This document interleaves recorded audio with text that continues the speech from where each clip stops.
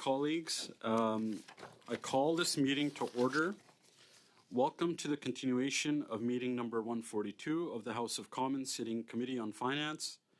Today's meeting is taking place in a hybrid format pursuant to Standing Order 15.1. Before we begin, I would like to remind all members and other meeting participants in the room of the following important preventative measures.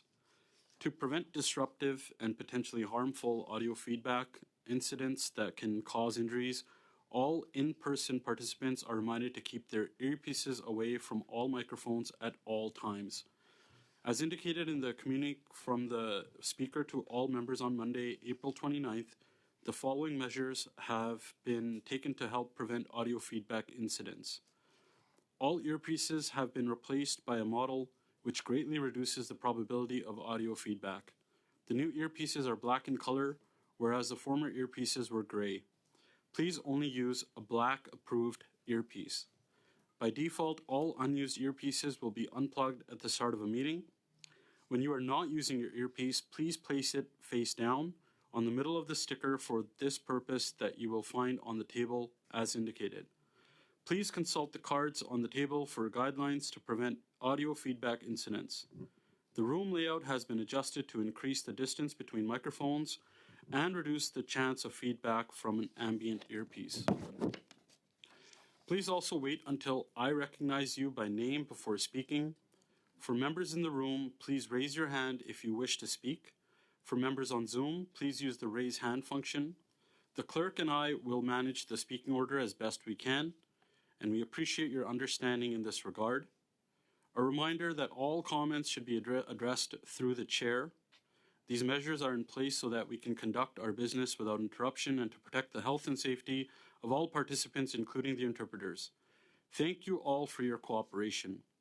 The chair has convened the meeting today pursuant to a request from 5 members under Standing Order 106.4 to discuss the recent revelations regarding TD Bank Group and allegations of failing to report money laundering related to trafficking of the illegal hard drug fentanyl and other money laundering violations across the financial sector in Canada. Mr. Chambers, I see your hand is up. Yes, Mr. Chair, I would like to start the meeting if we may. Sure, go ahead, Mr. Chambers. Thank you very much, Mr. Chair. Appreciate colleagues coming together this afternoon. As you know, money laundering is a very important issue. It's one that we've been talking about for quite some time, and one, in fact, that we have a motion that had been put on notice on Tuesday, March 19th, which was distributed from the clerk in both official languages. So for those of you who would like to pull up that motion, that's March 19th on Tuesday from our previous meeting. That motion was just provided verbal notice. I would like to I'd like to move that motion officially here today, Mr. Chair. Point of order. Point of order, Mr. Turnbull. Yeah, I would like to ask the chair if he can clarify from the clerk what advice the chair was given for the conduct of our meeting in terms of starting the meeting. My understanding was that the clerk has given some advice with regard to the fact that the previous meeting was suspended and that this meeting would start on the sub-amendment which the Conservatives introduced in a previous meeting, which is on a motion regarding the rest of our schedule between now and June. Could the clerk share for clarity with the chair as to what advice the clerk has given the chair? Is that a point of order you can bring up right now? We'll suspend the meeting for now.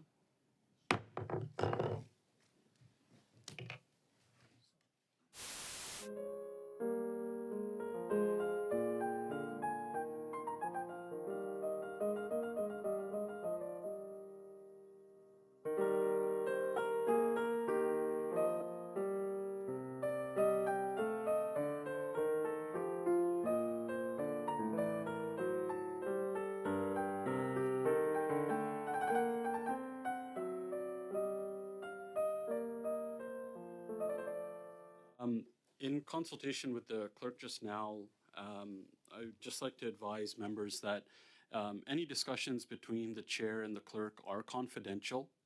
And, you know, there was advice given, and we're continuing pursuing the 106.4 that was brought forward today. So that is what we discussed right now. So, Mr. Chambers, you can continue. Thank you very much, Mr. Chair. So Point of order, Chair. I'd like to move, Mr. Chair, before we do point of order, could I get a ruling on the attire that's required at a committee meeting, please? Mr. Chambers, in committees, there is no attire requirements. Okay, thank you. Yep. So back to the point of order, Chair. Point of order, Mr. Turnbull. Yep. So, Chair, have you made a ruling as to how to proceed based on the way you've opened up today's committee meeting? That my understanding is that based on the last meeting having been suspended, that the clerk's advice was to start this meeting on what was suspended previously, which was the motion that I introduced that was then amended and sub-amended by the Conservatives. What I'd like to know is what your ruling was on that, given the advice that you received from the clerk. Point of order. Just on that point of order, I think we've got a very important study. Mr. Chambers is introducing a critical motion to study a problem that is costing the Canadians hundreds of billions of dollars, inflating the house price, and also aiding in the trafficking of fentanyl. I think this is a very serious matter. I'm very troubled that the Liberals don't seem to want to have that discussion. Can I speak to that point of order, Chair? Puis-je un rappel au règlement aussi, Monsieur le Président? And a point of order, Chair. The interpretation, I am having no interpretation when Mr. Turnbull is speaking. Mr. Turnbull, there is no interpretation. I think there were some issues with your audio before as well. I'm not sure if that's been addressed. No. It's still not been addressed. Wait for his.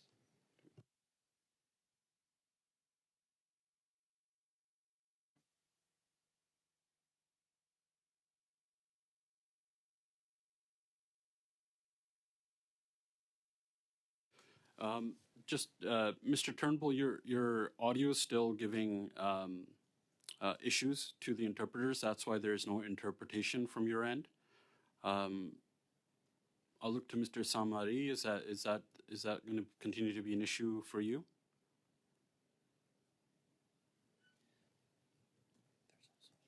I'm seeing a yes.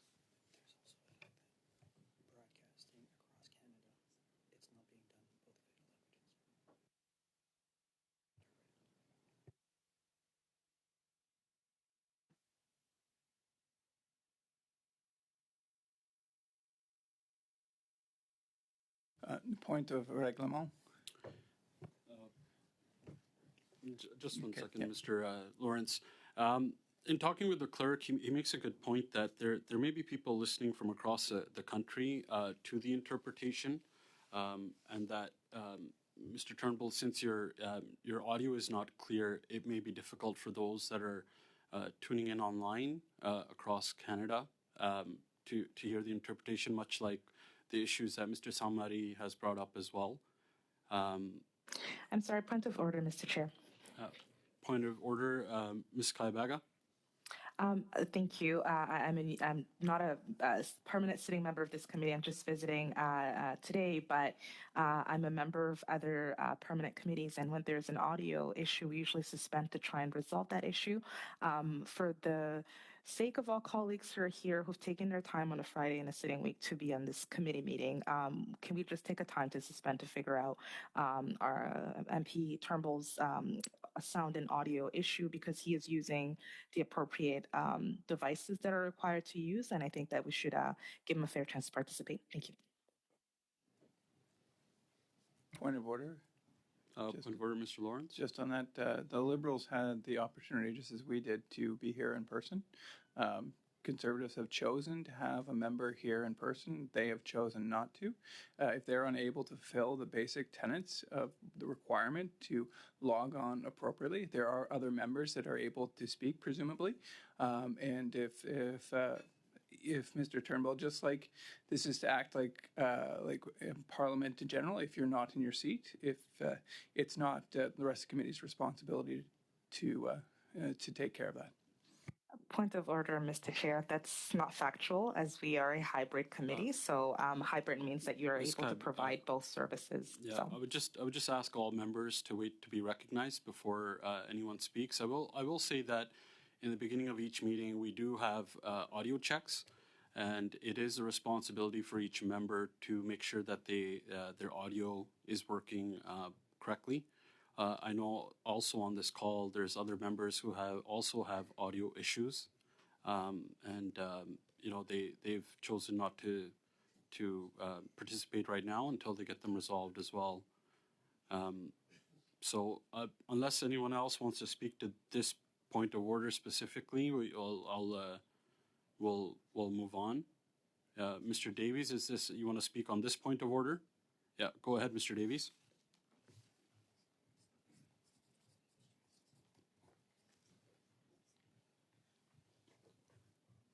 We can't hear you, Mr. Davies.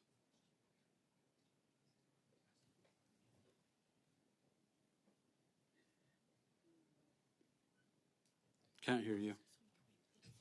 Can I intervene?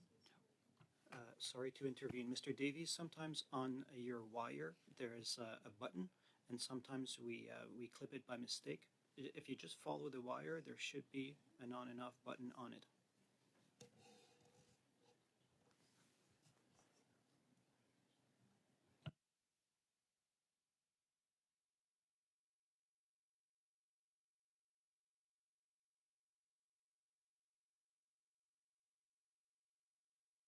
No, we cannot hear you.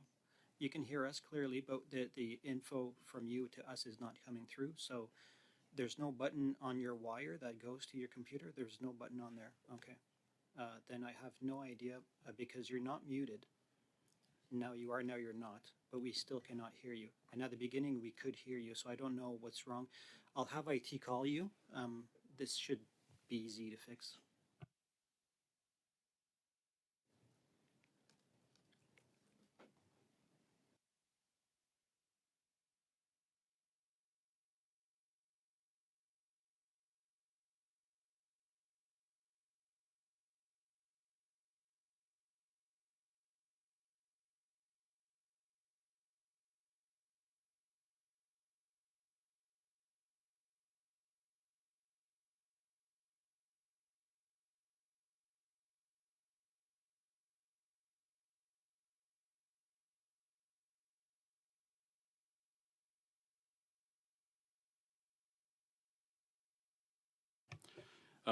Colleagues, so Mr. Davies, I think you can work with IT in the background from the advice I got. And I've also been advised, Mr. Turnbull, we can't recognize you because it can't be interpreted in the meantime, but you're more than welcome to have your other Liberal colleagues to present on your behalf. So moving on, we'll go on to Ms. Thompson. You have your hand up. Is it on this point of order or is it? Hello. No, actually, the point of order, I would like some clarity. Please, Mr. Chair, if the clerk's email indicated that today's meeting on Friday, May 17th, would resume the meeting 142, which is currently suspended. Could the chair confirm which meeting we're on? I think we've lost focus here. And then I would like to speak to the need to suspend and ensure that we have communication and ability for all members using House of Commons headsets, that they're able to have the opportunity to participate. But if we could begin, please, with clarity on what meeting we are beginning with today. Yes, Mr. Davies. Ms. Thompson, look, we're on meeting 142, and as I indicated as the chair before, that is what we're on right now, currently. And so I think that's pretty straightforward. And I'll move on to Mr. Davies for his, he has his hand up. Thank you, Mr. Chair. I presume everybody can hear me now? Good, thank you. I was about to say that I agreed with Ms. Kayabaga's remarks earlier. It's a question of privilege. Each one of us is a member of this committee. We have a right to participate, and we have a right to participate either in person or remotely. There's no distinction. Rights are not accorded to whether you're present in the meeting or not. Every person around this table has participated both remotely and in person, particularly in a break week. Mr. Turnbull is the parliamentary secretary to the minister. He is a lead. He has a right to participate in this, and it appears through no fault of his own the technology is not working. The proper answer isn't to plow forward in a meeting and remove his voice at the committee. It's unfortunate when we have technical problems, but this is not an analogous situation to either being in the House or not in the House. This is a situation where we all have a right to participate, and I would agree this meeting has to be suspended until Mr. Turnbull's right to participate is resolved. If he were not using the proper headset or were otherwise somehow not doing proper, just like I did just now, I had a proper sound check and then couldn't speak. The meeting should not proceed if I'm silenced because of the technical issues. It's unfortunate, but that's the way it goes. And you can't just say, well, someone else can speak for you. We each have a right to participate equally in this committee. So I'm going to also move that this meeting be suspended until Point of order. Mr. Turnbull's audio issues are resolved. Point of order, Mr. Chair. Before we get to that, colleagues, I just want to, after talking to the clerk, he's made it quite clear that it's not that any privilege is being taken away. This is much like the House of Commons, where the Speaker made a ruling in there as well, that if interpreters cannot interpret, then members cannot be recognized. It's a very clear ruling by the Speaker in the House of Commons.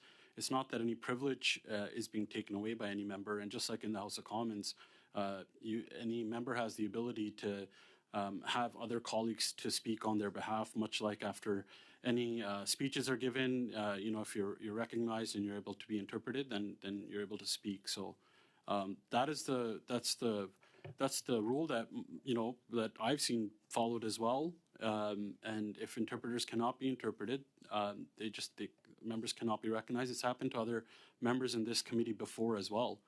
We've never had this same issue.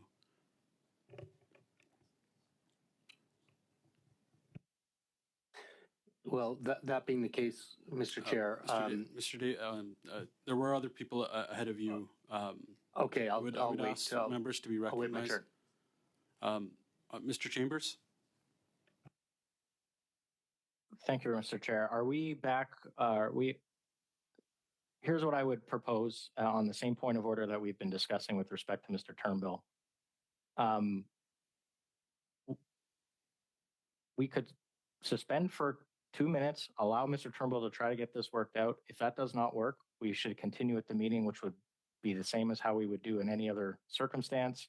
And would give the governing party opportunity to find a sub if that's what they require, or to rearrange their affairs accordingly. But we should get back to the meeting for which we have this 1064 and the movement, which I believe I still have the floor, and I have moved that motion.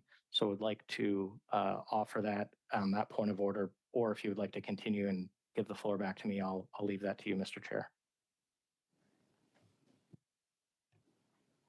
I'll just ask for a minute here while I discuss this with the clerk.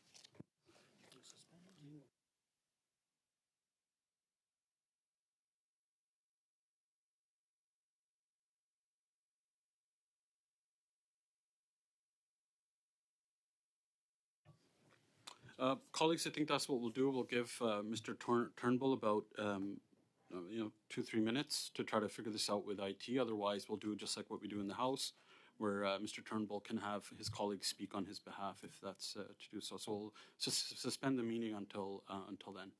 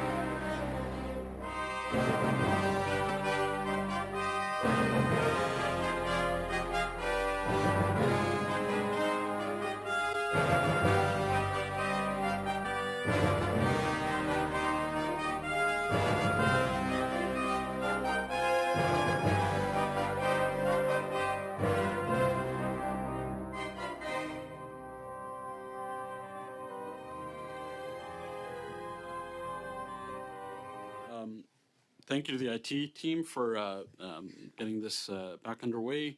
Mr. Chambers, you have the floor. Thank you very much, Mr. Chair. Point of order. Glad we could get back to our wonderful motion here today. Sorry, Chair, I have to do a point pretty of good. order. Point of order, Mr. Turnbull. Yeah, I really need to get clear on whether you said earlier to Ms. Thompson's comment that we were starting our meeting on a continuation of meeting 142, which means that this is not a separate meeting, and indeed means that we're continuing debate on a sub-amendment that was, so I don't understand how Mr. Chambers could have the floor, because we had both a speaking list on that sub-amendment, and also we're on a sub-amendment, which means we can't move to debate any other motion until that sub-amendment has been dealt with. So, Chair, could you clarify your ruling whether you're following the advice of the clerk? If you are, then I don't see how Mr. Chambers could be moving a motion right now.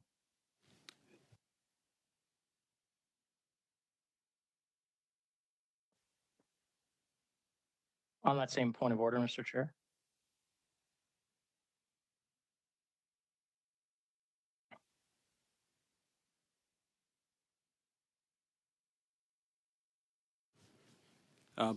Mr. Chambers, is it on the same point of order as Mr. Turnbull? Yes, it is. Yes, it is, Mr. Go Chair. ahead. My understanding is that committee members have the right to request an emergency meeting, and that the 1064 takes precedence over other committee business. I may have been mistaken on that front, but there's a bit of a unintended consequence here that you could envision a point in time where there would never be 1064s because committees could always just suspend. I don't believe that's the initial intent of having the 1064, that it could be frustrated by suspension. So I'll just leave that for you to consider.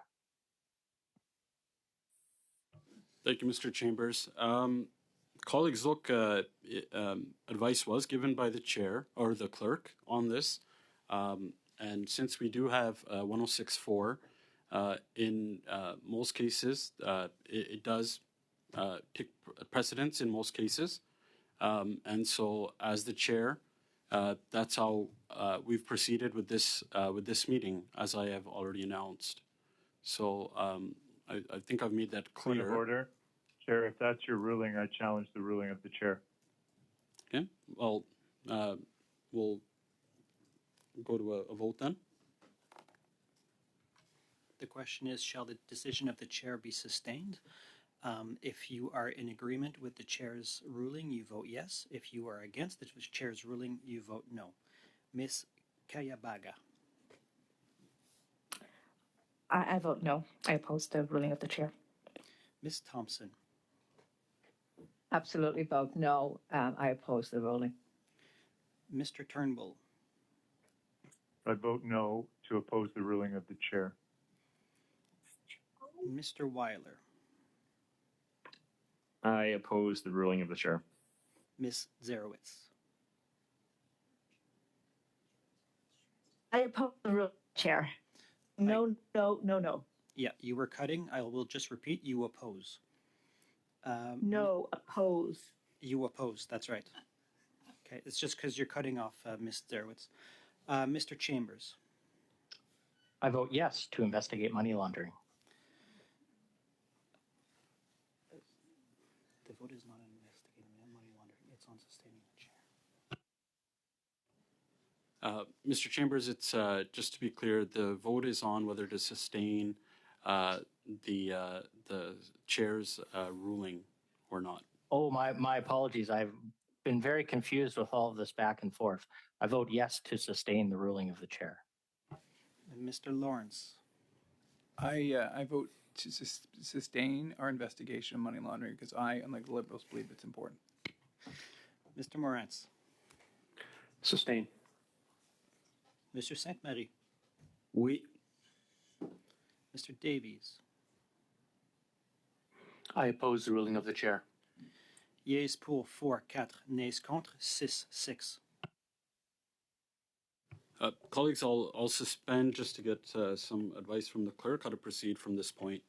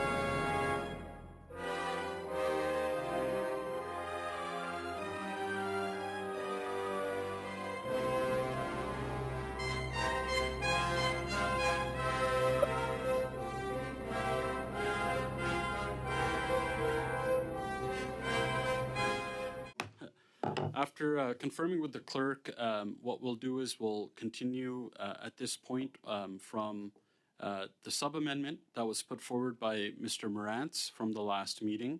I do have a speaking list from last time that starts with Mr. Lawrence. Then I have Ms. Zerowitz, but just to give a heads up to Ms. Zerowitz, that the interpreters cannot pick up your connection. So, but you're more than welcome to pass that on to any colleagues. So colleagues, if anyone wants to get on the speaking list, they're more than welcome to. So I'll go on to Mr. Lawrence. Thank you, Chair. And as I said earlier, I'm deeply disappointed and troubled. Money laundering is a scourge that's affecting our Canadian economy, and that has real impact on individual Canadians. So currently, it's estimated that money laundering is costing Canadians upwards of $100 billion. And what's as troubling as that is where those proceeds are often directed. We've seen in recent news articles regarding TD Bank that perhaps money being funneled illegally through a Canadian financial institution was used for fentanyl, and we know for sure that money laundering currently supports such terrible activities as. Point of order, Mr. Turnbull. Yeah, I'd like to ask for relevance. This does not relate to the sub-amendment which was introduced by Mr. Morantz, which focused on having someone appear at our committee. I believe it was Mark Carney, if I'm not mistaken. I don't see how Mr. Lawrence's intervention has anything to do with that sub-amendment. Mr. Lawrence, if you could keep on relevance, continue on. Thank you. As I said, a significant portion of these funds end up in some of the worst people and some of the worst activities you could possibly imagine, including the illegal trade of drugs such as fentanyl and other opioids that are poisoning Canadians at record rates, in that even human trafficking and other horrible crimes that I know that everyone stands against united. These portions of these funds also distort the economy. They end up driving up the cost of real estate, and most notably in some of our largest cities, contributing to the worsening of making housing Point of order. unaffordable. Point of order, Ms. Thompson. Yes, I'm still not certain of the relevance. We are back on the sub-amendment bringing Mr. Carney to committee. What Mr. Lawrence is saying, I'm not at all certain if there's any relevance to the or to the motion. Ms. Thompson, usually with, as far as I've seen, there is usually some preamble given whenever anyone talks, but I would ask Mr. Lawrence to get to his point as soon as he can. Thank you very much, and I will inform the members of the Liberal Party that I will be connecting this back to Mr. Carney, but specifically in the main amendment, there's notation of in reference to the money laundering, and so that is completely within the scope, therefore, of the legislation.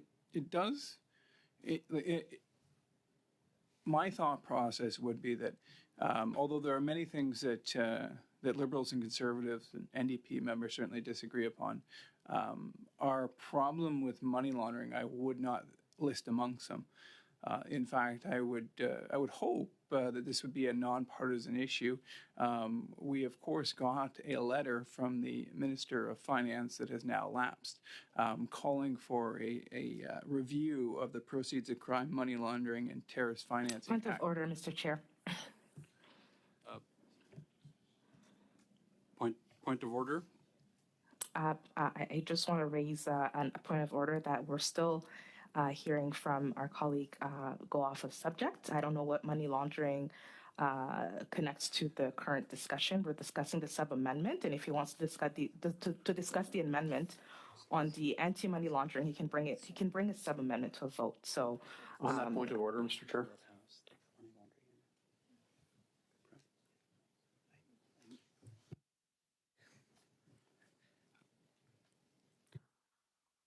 Mr. Chair, on that point of order.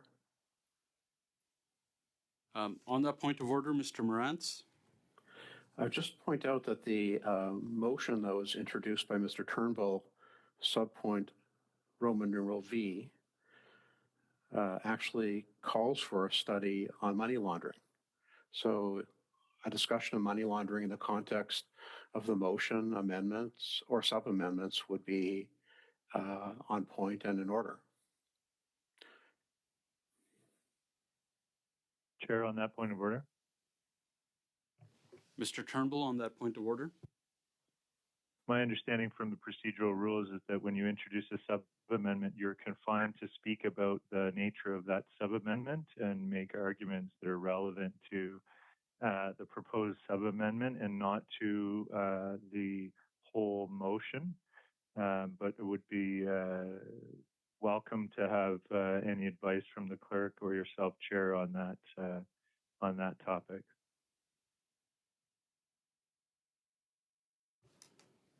Thank you, colleagues. Well, what I'll ask Mr. Lawrence is that he'll get to his point.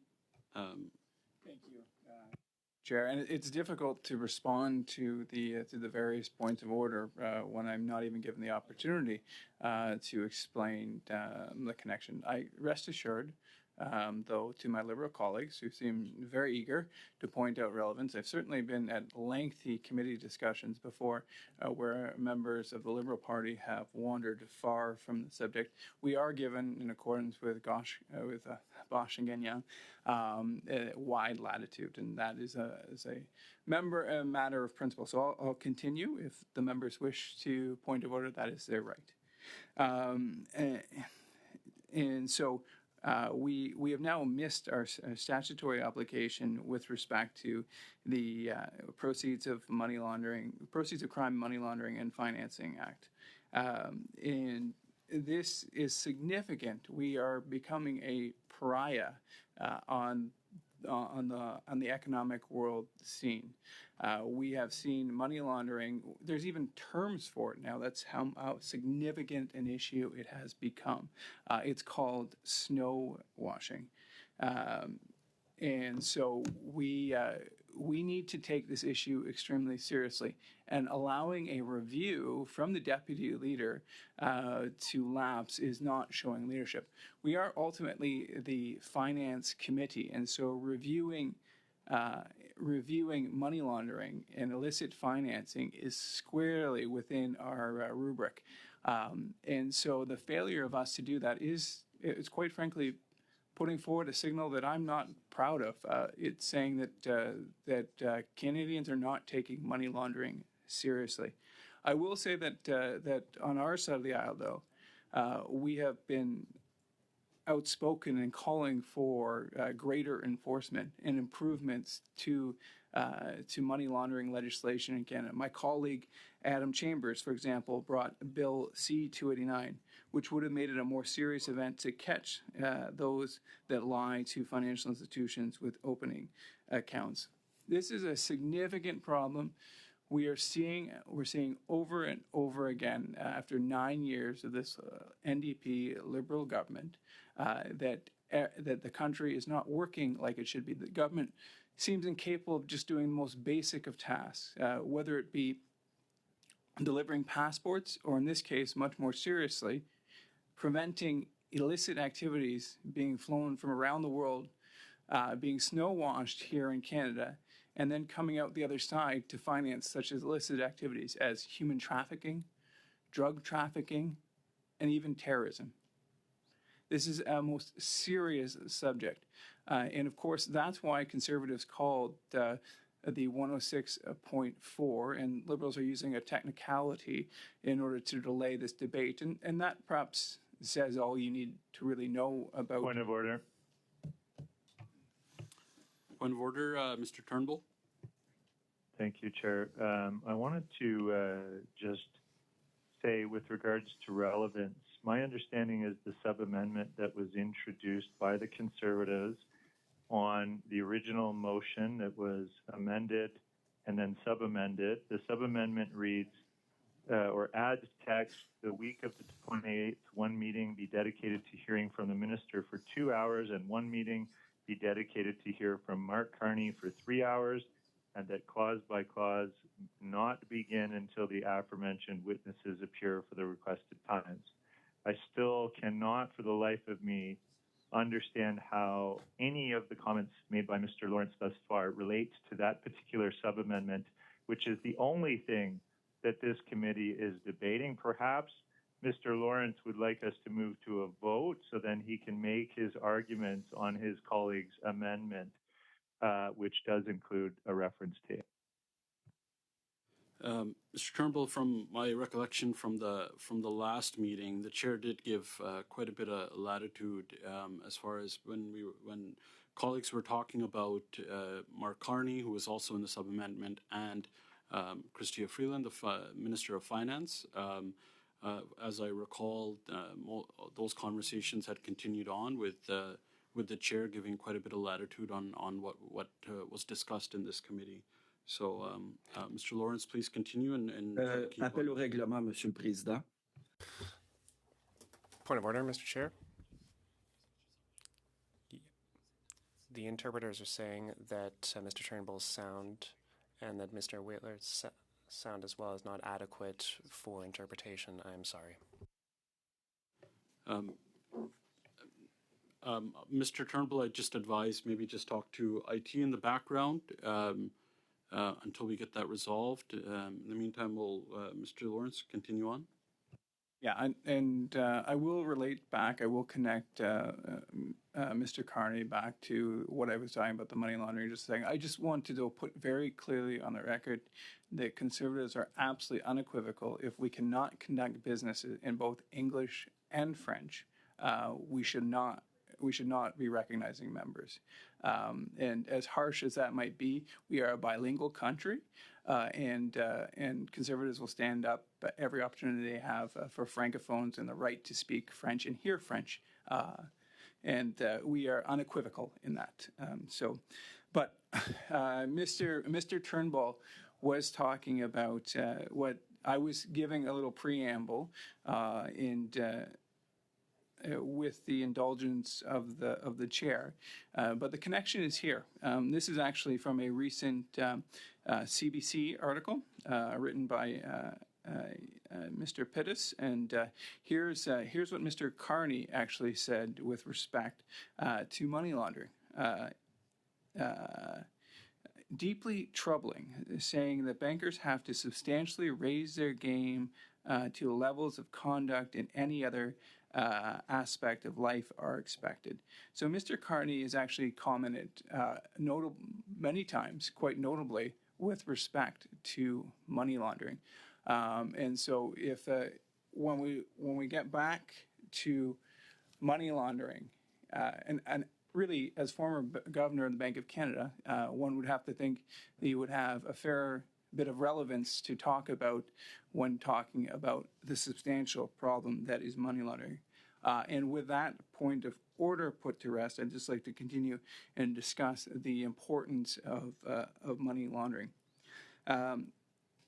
We've seen piecemeal attempts by this Liberal government to fix some of the money laundering issues, but what we really need is a comprehensive approach, one that approaches this head on, that sees a solution. Because the reality is, as I said, after 9 years of this NDP Liberal government, we have seen failure after failure of this government deliver on the most basic. Point of order, Mr. Chair.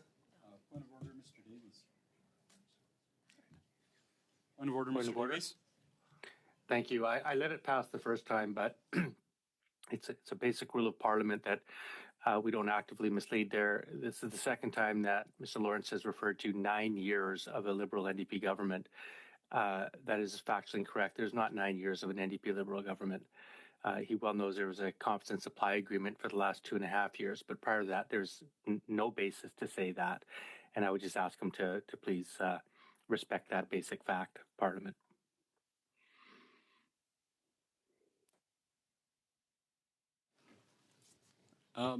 Mr. Davies, the clerk will double check on that. As far as what I remember was that there was a ruling in the House as far as Liberal NDP, if I'm not mistaken. But we will see if we can get the clerk to verify that point of order for you. In the meantime, I'll ask Mr. Lawrence to continue and just keep Thank that in you. mind. And out of courtesy to Mr. Davies, I'll refrain from saying in the last 9 years of the NDP Liberal government, I think Mr. Davies would grant me that in the last 3 years, 2.5 years, 3 years of the Liberal government supported by the NDP, we have seen a no notable improvement or material improvement with respect to money laundering in the Canadian economy. And in fact, as I mentioned earlier, there are numerous reports, numerous new media reports of the significant impact that money laundering is having on the Canadian economy. Nearly every major media outlet has reported on that. We've seen some of Canada's largest financial institutions receive fines both here in Canada and in the United States for their lack of safeguards and protections against money laundering. We've heard in this committee, we've heard from FinTrack, amongst other organizations, about the lack of enforcement and the impact that this is having on the Canadian economy. Like, let's get real and let's get serious here at this committee. As a finance committee, this is a scourge, it's a blight on the Canadian economy, on our country, and to pass a motion to call on the study of money laundering and activities we can take would send a strong stance, not just here in Canada, but across the world, in terms of protecting our country and protecting, quite frankly, the most vulnerable, whether it be young women being sucked into the horrible world of human trafficking, or whether it be young folks across our country being sucked into the opioid crisis. This is an opportunity for us to do something that's right, it's valid. Let's not let partisan bickering and silliness get in the way of that. Let's just pass this motion. And so with that, I would move that we adjourn the debate on Mr. Turnbull's motion to move forward to the subject of the 106.4 and Mr. Chambers' motion.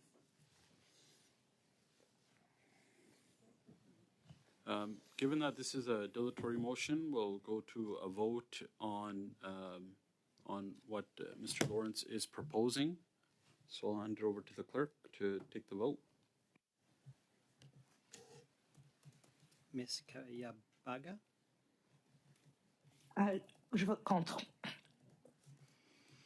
Ms. Thompson, No. Mr. Turnbull, No. Ms. Sidhu, No? Ms. Zarowitz, No. Mr. Chambers, Yes. Mr. Lawrence, Yes. Mr. Morans, Yes. Monsieur Sainte-Marie, Oui. Mr. Davies. No. Yes pour 4, nays contre 6. The motion is defeated, so Mr. Lawrence, you have the floor again. Thank you. And I'm disappointed in that.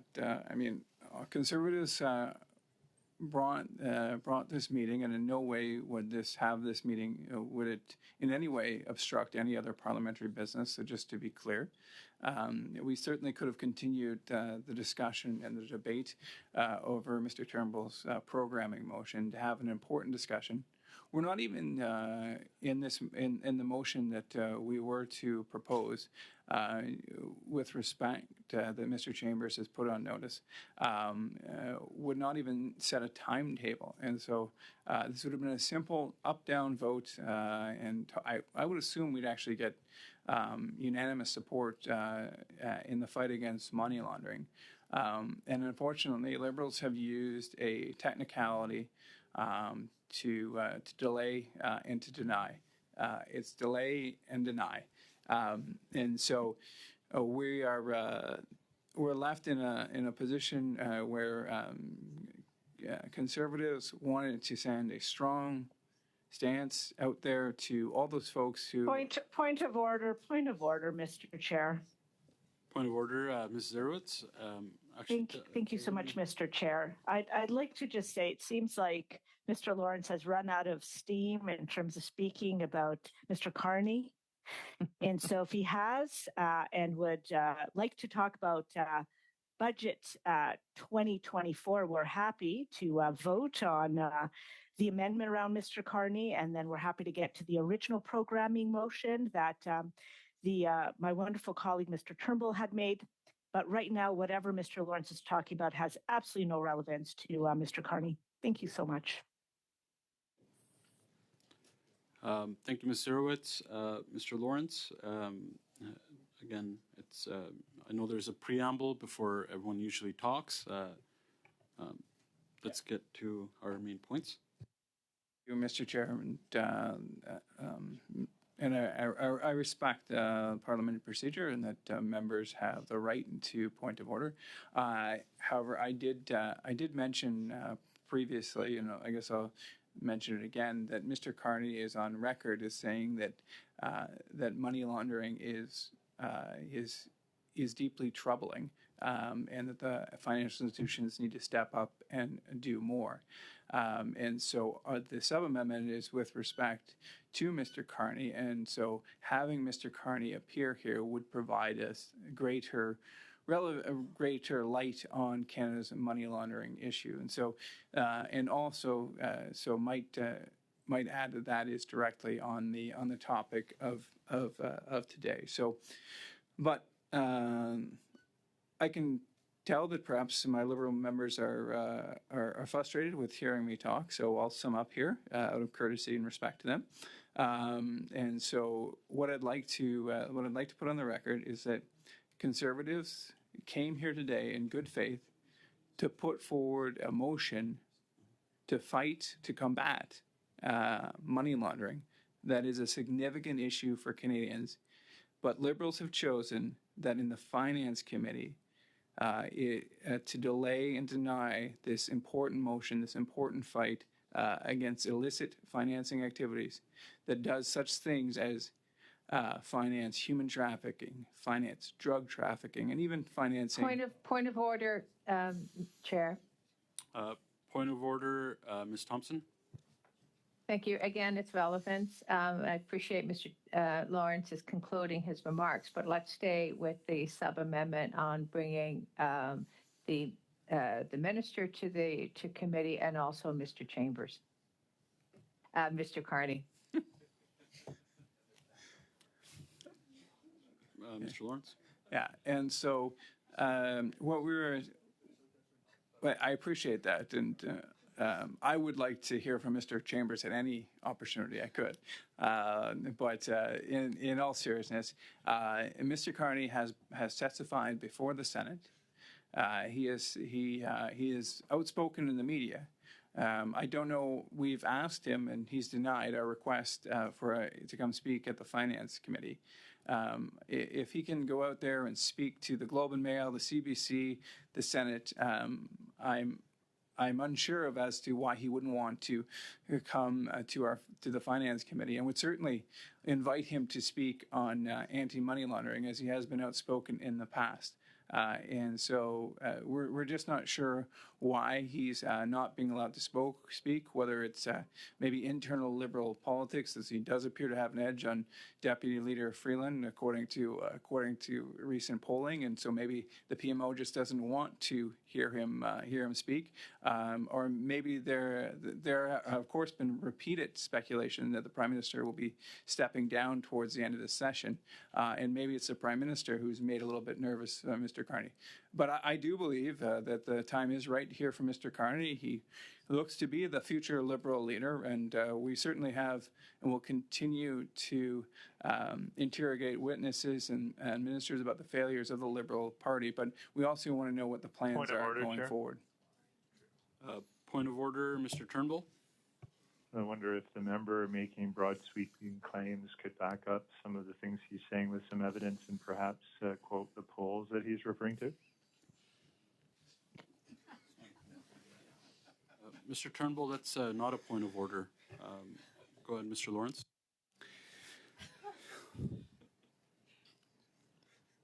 Well, I mean, how does one respond to that, I suppose? But I'm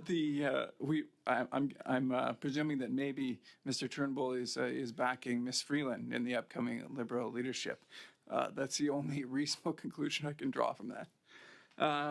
In all seriousness, money laundering is a completely important topic. It's one that's squarely within our rubric, and I beseech the Liberal members to just vote for this. Send a signal to the world markets. Send a signal to those who would profit from human trafficking, from drug trafficking, and from terrorism, and so that we can at least take a bite out of some of those horrible things today. Let's get past partisan politics and let's just pass Mr. Adams' sensible motion. Thank you. Thank you, Mr. Lawrence.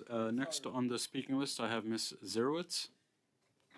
It is my pleasure to be speaking on this motion.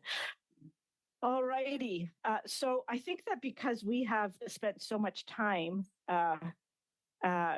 on things that are not relevant to the motion and the sub-amendment that is at hand, I just want to remind everyone where we're actually at.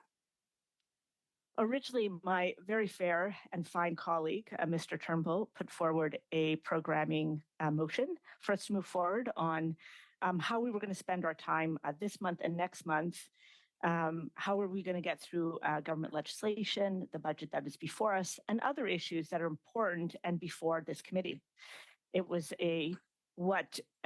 so that was put before us. The Conservatives seemed to be very upset, saying, well, this was thrust upon us in utter surprise.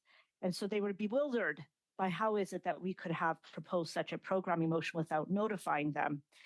And so what we have reminded our colleagues, who at that moment had short-term memories, is that there was a subcommittee meeting that discussed all of the ideas of all the things we actually wanted to discuss, all of May, all of June. How is it that we can get through the budget? How is it that we can get to important issues like the anti-money laundering? How can we get to green financing? How we can get to the housing study that is important to all members of our committee. But alas, the Conservatives decided they wanted to play a few games.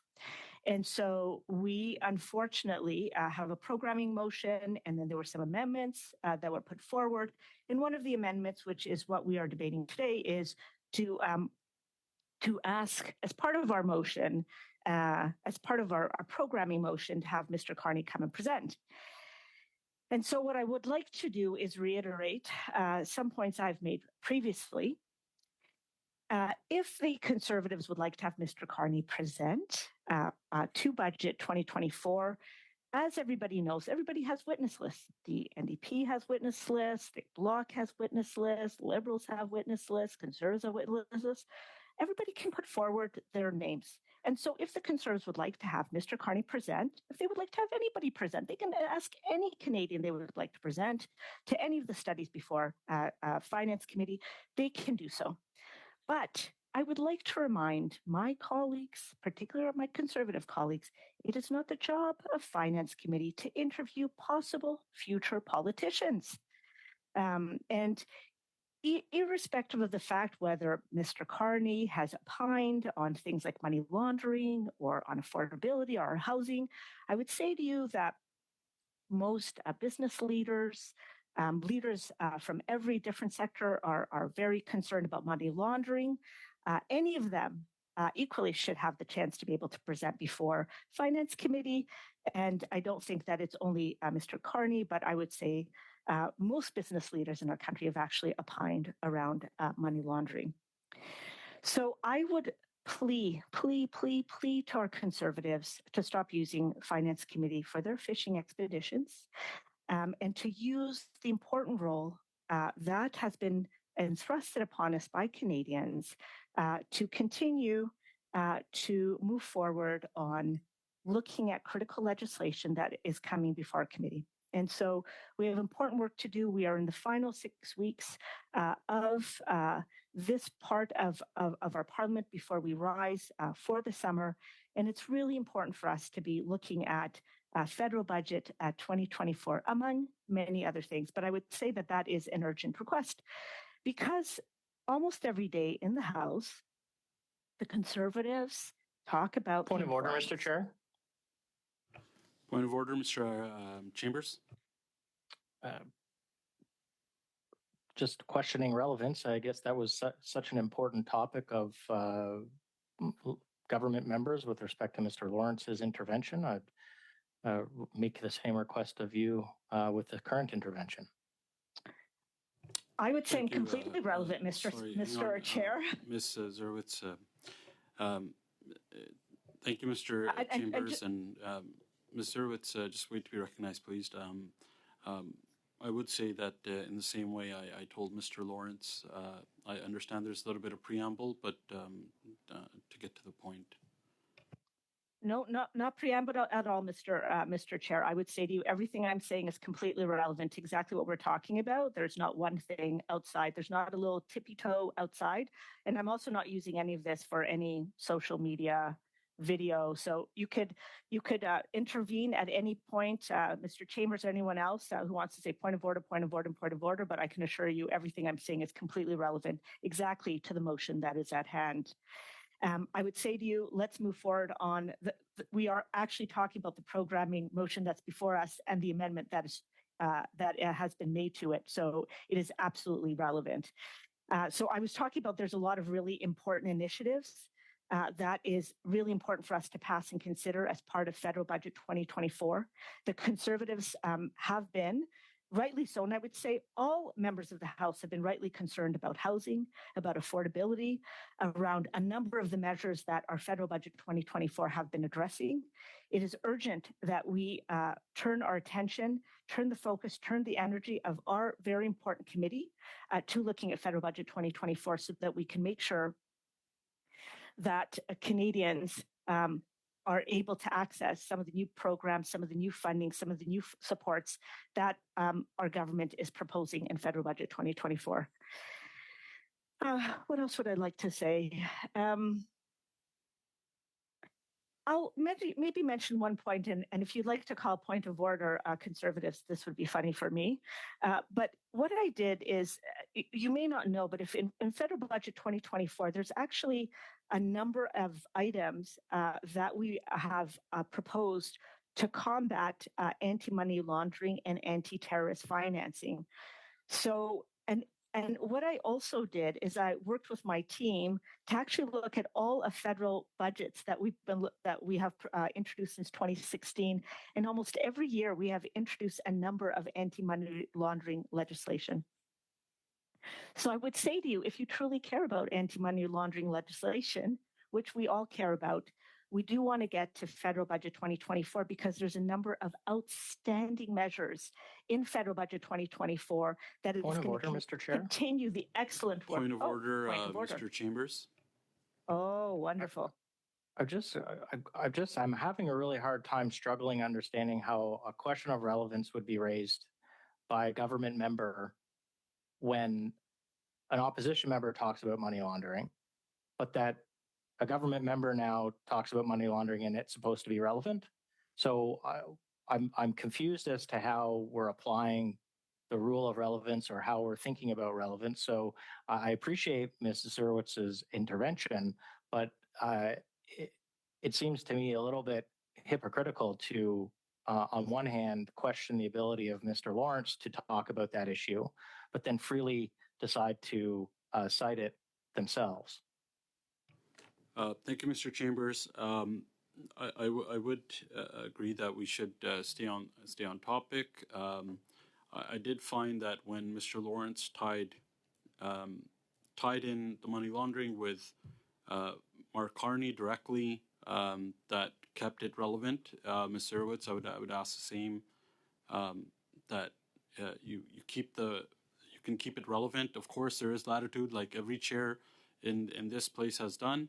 But make the tie-in with the sub-amendment. Thank you. I'm very happy to address that issue directly, Mr. Chair, and I want to thank the honourable member for his intervention. I was actually talking about the programming motion and then the amendment to the programming motion, which is Mr. Carney. And Mr. Carney is the amendment to the programming motion, which is around how is it that we're going to spend our time both this month and next month before we rise for the summer. And one of the key items that we talked in that programming motion, which is still directly tied to the amendment that we're actually talking about right now, is federal budget 2024. And I was merely pointing out, very much in order, I would say, Mr. Chair, that there is a number of outstanding measures in federal budget 2024 that address anti-money laundering and anti-terrorist financing. And so how it's completely different from what Mr. Lawrence had done earlier is actually I'm tying it back not only to the amendment to the original motion that we actually put into place, but also talking about the key elements that was actually included in the original motion that we put before this committee, which was a programming motion.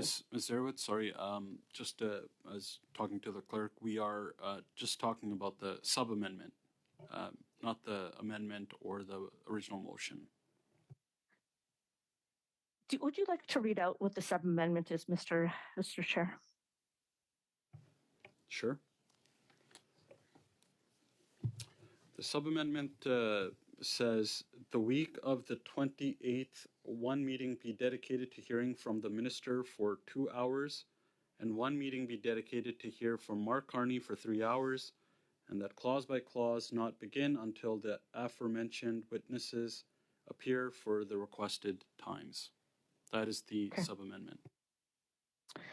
Well, I think I did address already that the sub-amendment, and that I was going back to the programming motion just because there's really not much to say other than the Conservatives could, and I'll just repeat this again, Mr. Chair, and perhaps we should repeat it several times. One, if the Conservatives would like to have Mr. Carney as a witness or have anybody as a witness, I would suggest that they put Mr. Carney or anyone else on their list once we get to actually studying federal budget 2024.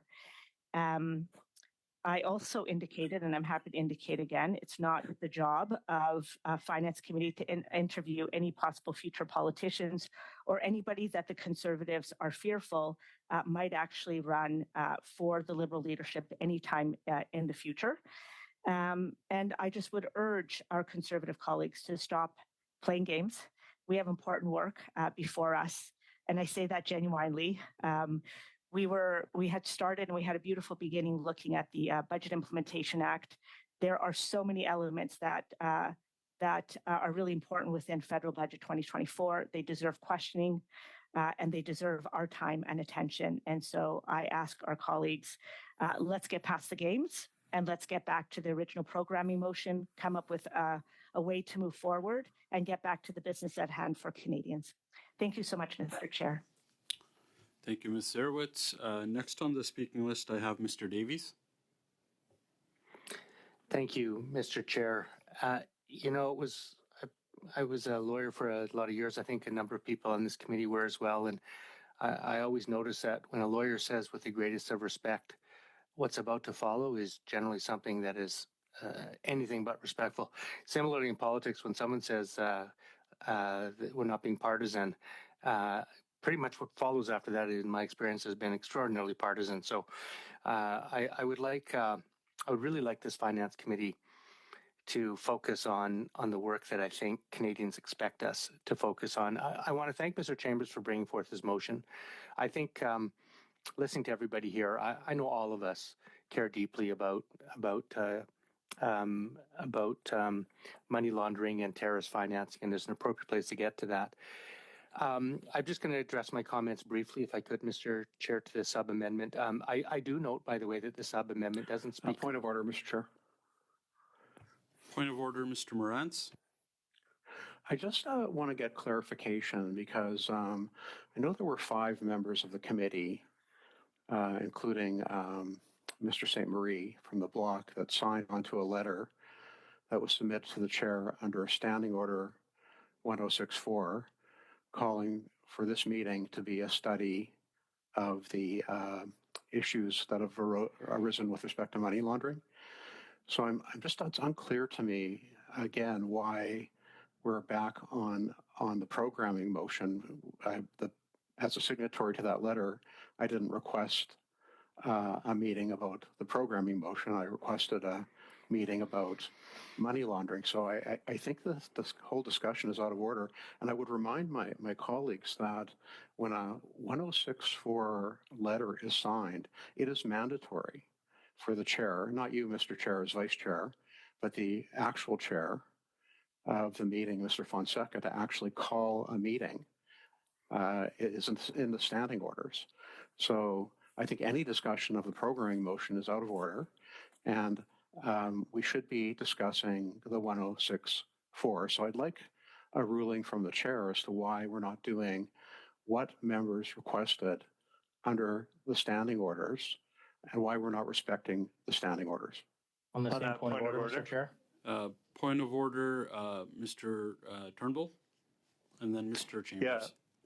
My understanding is that the clerk provided an email which contained advice to the committee, which said that this committee would reconvene on meeting 142, and that was the direct result of the previous meetings being suspended, and that was the procedural advice based on procedural consistency with the House.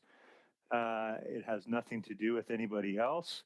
I understand that the Conservatives didn't want to follow procedure, and that's why the committee overturned the ruling of the chair on that. And I found it pretty disappointing the way that we proceeded at the beginning of the meeting, because it wasn't made clear as to what the ruling of the chair was based on the very clear advice that was given by the clerk. And I would note that other clerks have made the same ruling in other committees where meetings had been suspended previously.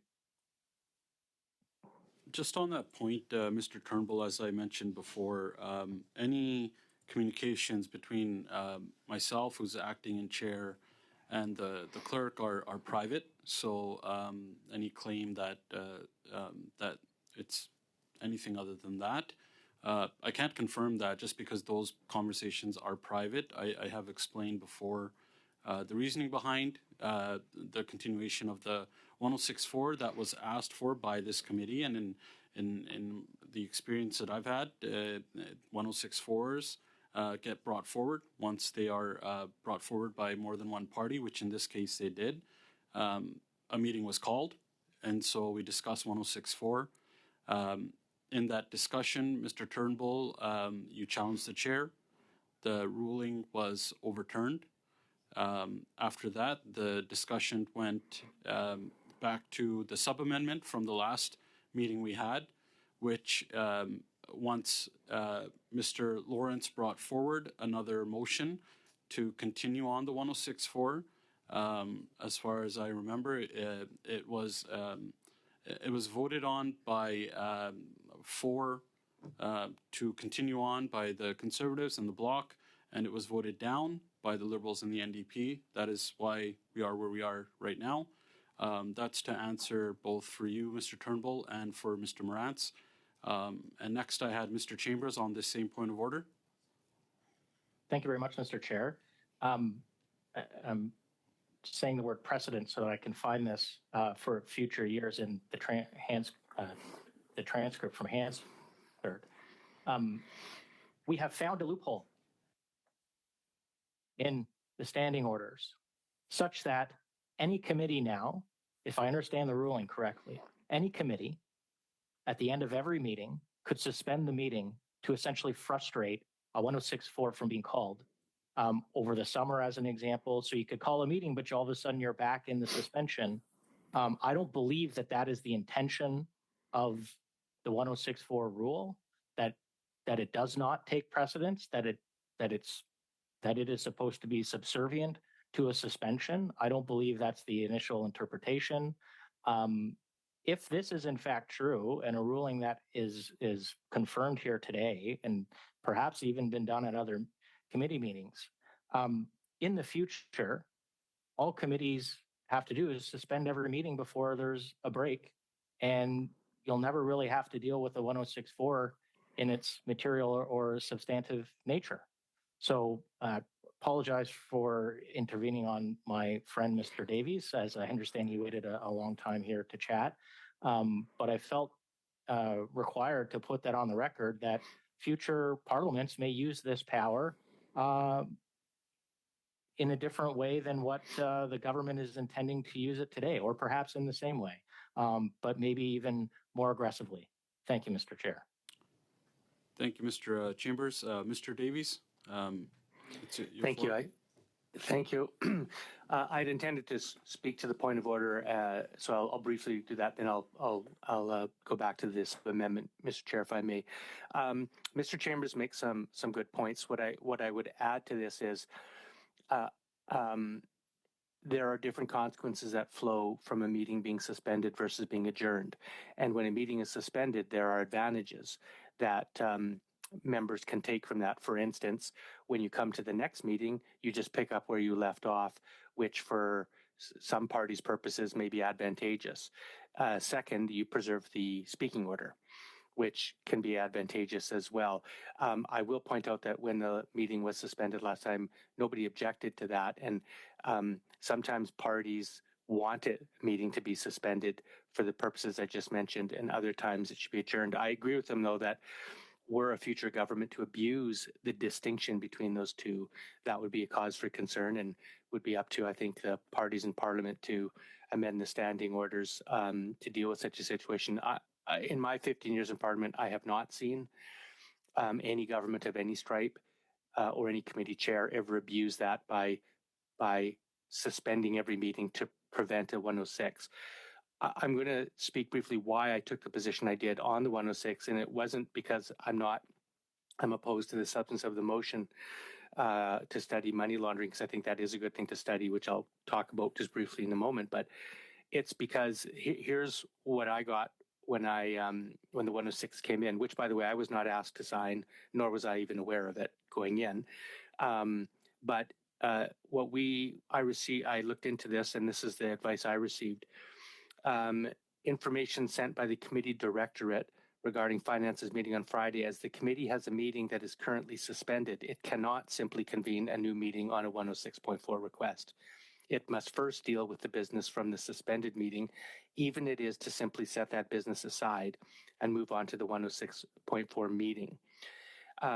So it goes on to say, in such a situation, the committee clerk would discuss with the chair in order for the chair to determine how best to proceed in the circumstances, and the clerk could suggest that the chair discuss with the vice chairs about the approach for the meeting. So I think it's quite clear that we had to begin this meeting because it had been suspended with the business under consideration. And it was open for us, though Mr. Chambers is correct. And I think this speaks to his point about how a future government could control this. If every meeting were to be suspended, it still is open to the committee members at the next meeting that was suspended to then adjourn that debate and address the 106. So a government can't stop 106s simply by suspending meetings. It'll always be open to the majority of members at the committee to end the suspended meeting and begin the 106 request, which we could have done today. Now, let me just speak briefly about the merits of this, which is the sub-amendment, which I'm going to say for the moment, it's not just restricted to Mr. Carney. The sub-amendment says to call the minister for an hour as well. So now when the Minister of Finance is called to this committee, that leaves it pretty wide open to talk about any issue that one would put to the Minister of Finance. So I've been listening carefully to people's point of orders on what's relevant or not. Maybe the part about Mr. Carney might be relevant to Mr. Carney, but if the sub-amendment calls for having the minister come, I think there's much more latitude to speak. Here's why I have taken the positions I have today. I agree that money laundering and terrorist financing, sanctions, other measures is a critical issue that this committee should look at. But I want to point out that, if we're all being completely frank here, the Conservatives are engaged in a filibuster right now to prevent us from considering the BIA, the Budget Implementation Act. I want to read to you a little bit what's in the BIA. Part 4, Division 34 proposes amendments to the Proceeds of Crime, Money Laundering, and Terrorist Financing Act, the Criminal Code, the Income Tax Act, and Excise Tax Act to support stronger anti-money laundering, anti-terrorist financing compliance, enhance information sharing, and continue to provide new tools for financial crime investigations, prosecutions, and asset recovery. It goes on to describe that in detail. The first area is strengthening supervision and the anti-money laundering, anti-terrorist financing framework. Amendments proposed would enable the introduction of regulations to cover check cashing businesses, factoring, leasing, and financing companies. Coverage of these sectors under the legislation would ensure comprehensive and consistent coverage of businesses providing financial service in Canada. I'll skip the rest of it. The next major heading is enhancing the sharing of information and financial intelligence. Amendments are proposed to the legislation to enhance the ability of businesses with obligations under the Act to share information with each other. Information sharing between private sector entities can improve their risk mitigation practices and promote higher quality reporting to FINTRAC, Canada's AML/ATF regulator and financial intelligence unit. This, in turn, can lead to better intelligence in support of financial crime investigations and prosecutions. Amendments are also proposed to permit FINTRAC to disclose financial intelligence to provincial and territorial civil forfeiture offices to support their efforts to seize assets linked to unlawful activity. Also to Immigration, Refugee and Citizenship Canada to administer the Citizenship Act. This would help ensure citizenship applicants do not pose national security or organized crime concerns. Another major heading is improving tools to investigate and prosecute financial crimes. Amendments are proposed to the Criminal Code, the Income Tax Act, and the Excise Tax Act to strengthen investigative powers and support operational effectiveness of Canada's anti-money laundering and anti-terrorist financing regime.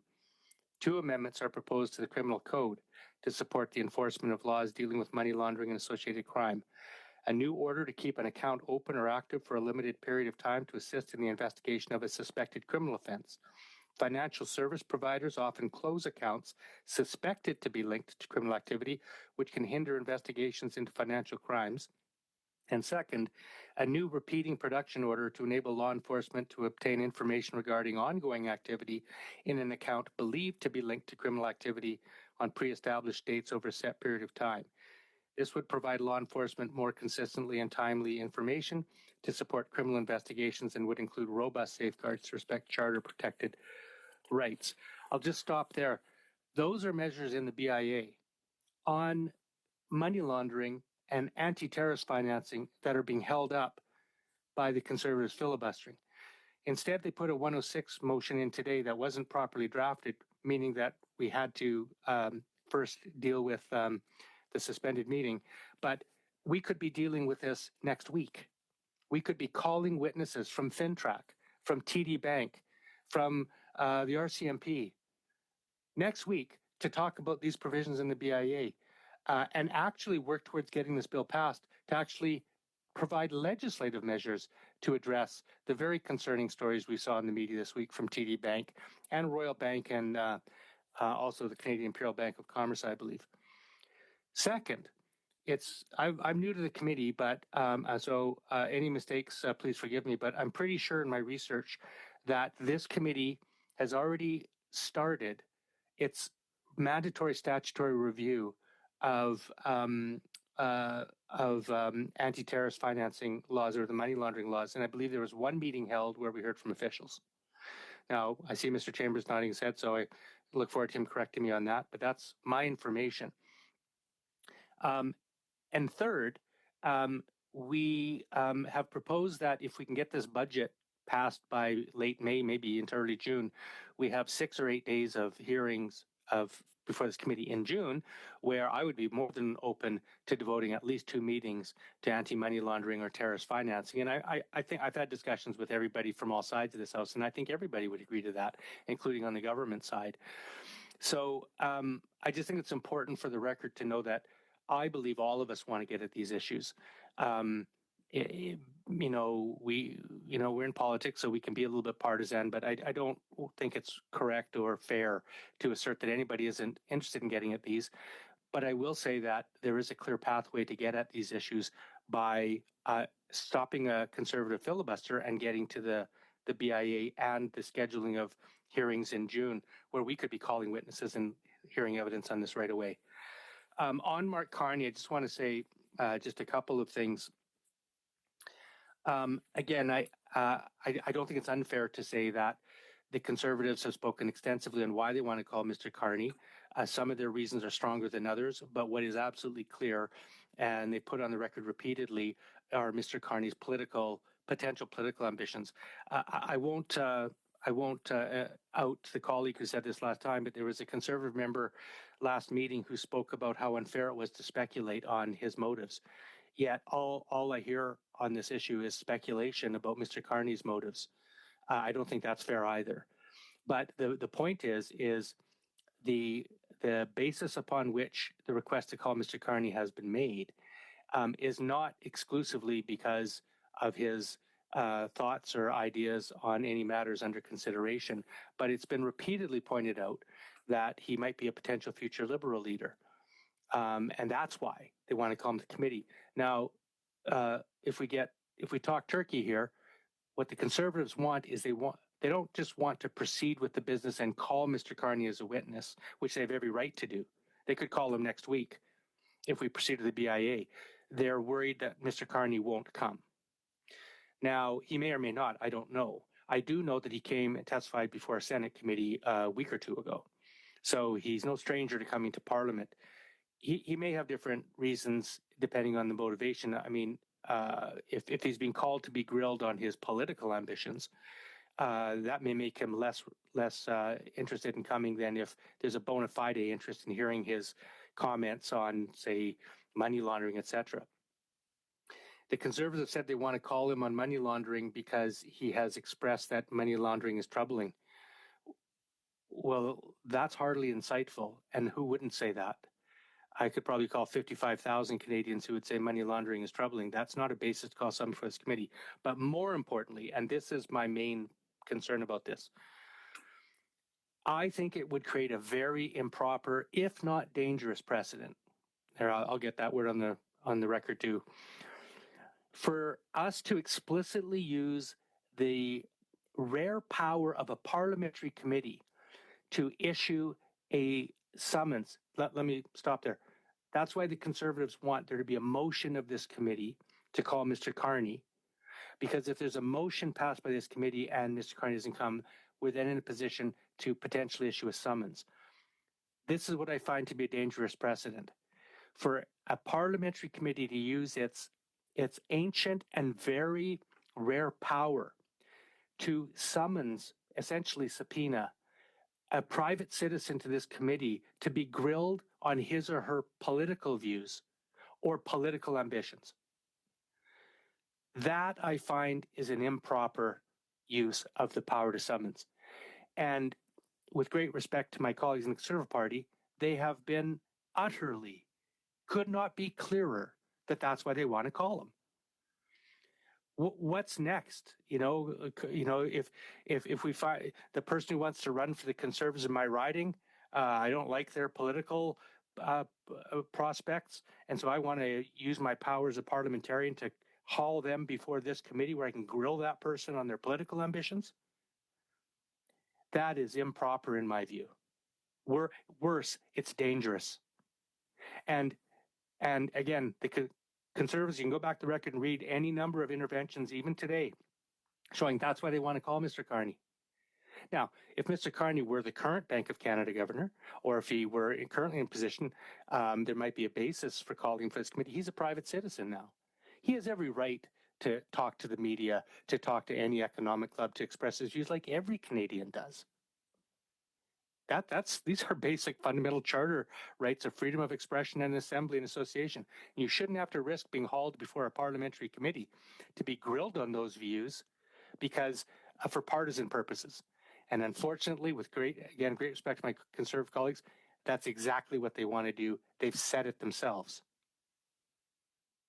And that's why I am resistant to having, it'd be easy to pass a motion to call Mr. Carney as a witness, but us being fixed with the knowledge that that bona fide request is contaminated by overtly partisan reasons makes me absolutely opposed to misusing that power of our committee for that purpose.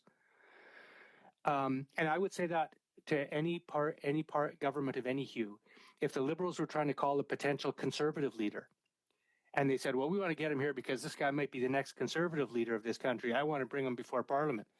That is that is the politicization of the Finance Committee. In the most, worthy of a third world dictatorship, that's banana republic politics in my view. So that's why I just want to be on the record as to why I've taken the position I am here today.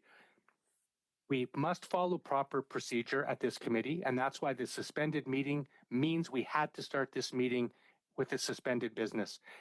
Number two, it means that we could have moved to the 106. It would have been improper to begin with the 106 because of that. We could have then suspended and gone to the 106 subject matter if we want to. I find that to be disingenuous because everybody here knows that we could be talking about these very subjects next week, but the Conservatives are blocking that. And we could be scheduling this in June. So I don't believe that the 106 request to get to money laundering this week is entirely sincere, and certainly it cannot be said by anybody in this committee that the Liberals or the NDP or anybody else for that matter is not interested in dealing with money laundering or anti-terrorist financing because we have taken the position we have today when I want us to be dealing with that very issue on Tuesday. But we can't unless the Conservatives release their filibuster. My understanding is we come to Finance Committee next week, in the fifth last week of Parliament, and we're going to face a filibuster.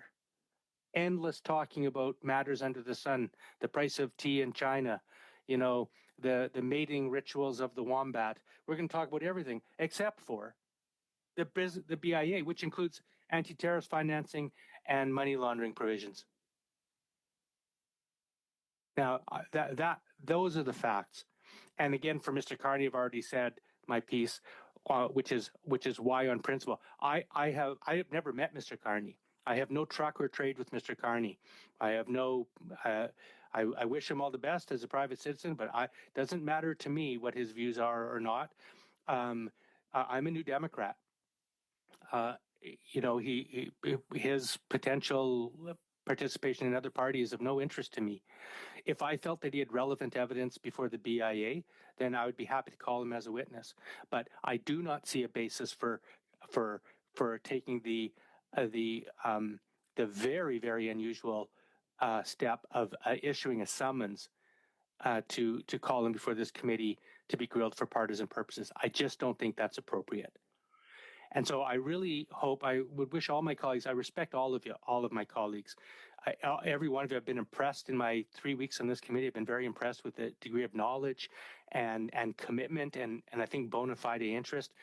We have different views on financial matters, and that's what makes a democracy a vibrant and interesting place. And there's good ideas on all sides.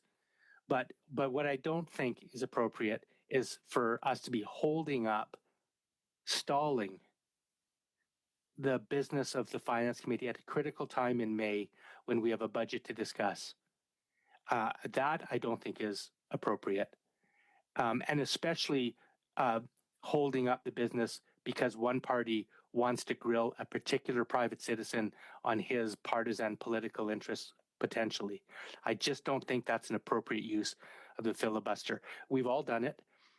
There are appropriate uses of a filibuster. If there's a very important matter of principle or there's a important political narrative, but I just don't see, it just doesn't resonate with me that holding up the entire budget of Canada so that we can have a 3-hour grilling session of Mark Carney is appropriate.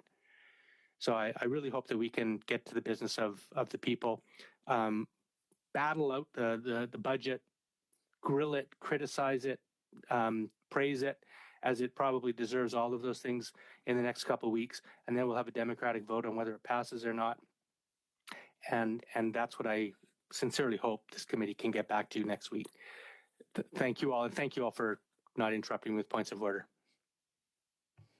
Thank you, Mr. Davies.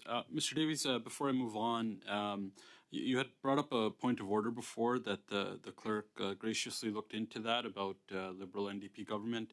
I'd just like to point to the ruling that was recently made, May the 7th of 2024, where they pointed back to a ruling that was made by Speaker Milliken back on September 24th, 2001, based on the same basis as what you had asked Speaker Milliken, dealing with the question of the identification of parties specified at page 5491 of debates. These are matters that the House has always left entirely to the discretion of MPs. They identify themselves as individuals and are free to identify themselves as a group. Their spokespersons are theirs to select. Neither the Speaker nor other members has a say in such matters. It is clear to the Chair that there is no change in the status or designation of the members of the New Democratic Party, nor in that of their officers as a result of this agreement. So just to thank you to the clerk for looking into that. Next on the speaking list, I have Mr. Morantz. Thank you, Mr. Chair. Just at the outset, I do want to correct Mr. Davies on one thing. There's nothing in my sub-amendment that calls for the committee to issue a subpoena for Mr. Carney. I know he said that several times, but that's just not accurate. And I think for the record, it needs to be clear. The other thing I just want to say with respect to Mr. Davies is I'm kind of somewhat surprised to hear what he's saying today, because just a couple of weeks ago in committee, he said, I want to be clear on the record.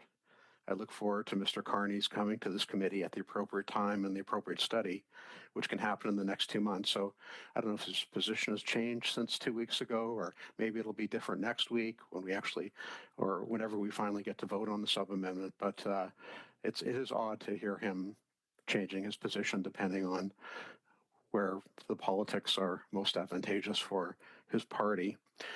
Now, speaking directly to the sub-amendment, though, in particular, I just want to start with the issue of bringing the Minister of Finance.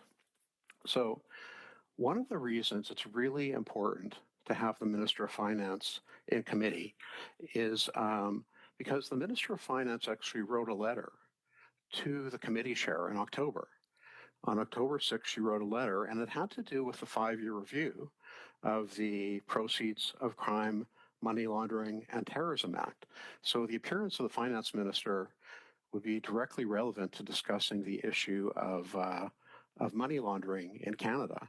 And in that letter, she points out that the last review of that act was completed in November of 2018. And as she says, I'm requesting, this is a request from the Minister of Finance to Chair Fonseca, I'm requesting that the Standing Committee on Finance conduct the review. After conducting the review, the committee would be required to submit a report to Parliament recommending any changes to that act or its administration. And then she says, I suggest the review of the Proceeds of Crime, Money Laundering, and Terrorism Financing Act be initiated this fall and completed by winter 23-24. And so obviously this fall was last fall, and that's passed, and the committee hasn't done anything. We've essentially ignored her request. There is no study that's been commenced for Mr. Davies' clarification. In fact, the meeting that we did have was on a motion, I believe, brought forward by my colleague, Mr. Chambers, to at least do some groundwork in advance and in anticipation of conducting the study. And so her appearing is directly relevant to the issue of money laundering. And the issue of money laundering is very serious. We've had many banks across the country that have been fined. Reports that money laundering in Canada has increased home prices by 7.5% because of the increased demand generated by people trying to launder money through home acquisitions. And I think we had talked about earlier last fall, before Mr. Davies joined the committee, about Sam Cooper's article where he identified the issue of our HSBC accepting fraudulent income letters from foreign students in order to get loans, in order to launder money through housing. It is a really serious problem. We have banks that are being fined in the United States, in Canada, for not adhering to the rules set out by FINTRAC on how they're supposed to manage their money laundering. And so what was supposed to happen today was that we were supposed to have a meeting about this. And we followed all of the rules. I know someone said earlier that the 1064 letter wasn't done properly. It was done exactly properly. The people who signed it need to sign it. It was worded properly, but whatever, here we are at this point. And it shouldn't come as a surprise to me that Liberal members of the committee don't want to talk about money laundering, because their record is just so abysmal.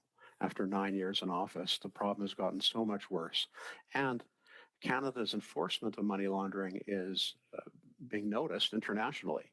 We have other countries in the United States in particular whose fines have been much more aggressive than here in Canada. And the problem has only gotten worse and worse. This meeting was supposed to be about that. And we issued the 1064, and yet here we are. We have the Liberals and the NDP again carrying water for the Liberals. For the life of me, I don't understand why. I don't understand why they would hand this to the Liberals on a silver platter and have to put up with the political price that they're going to have to pay for trying to stall this important meeting about money laundering in Canada. Money laundering that creates chaos and crime in our streets. They are propping up a prime minister who is simply not worth the cost of that chaos and crime.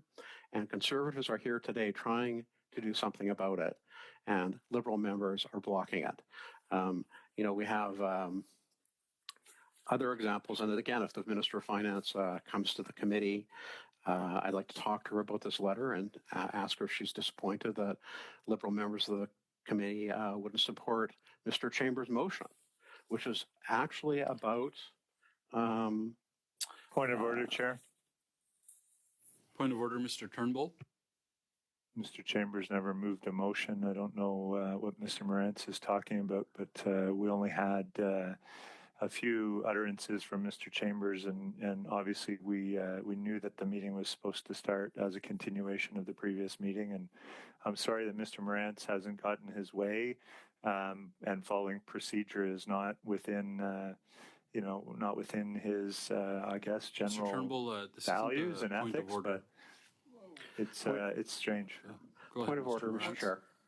Point of order, Before I Mr. get the Morantz. floor back, is it parliamentary for a member to question another member's ethics?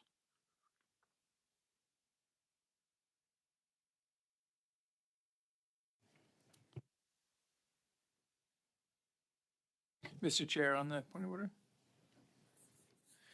Order, Mr. Lawrence. Of course, in Parliament, you can't do indirectly what you can't do directly, and of course, you can't call someone a liar or say that they are lying.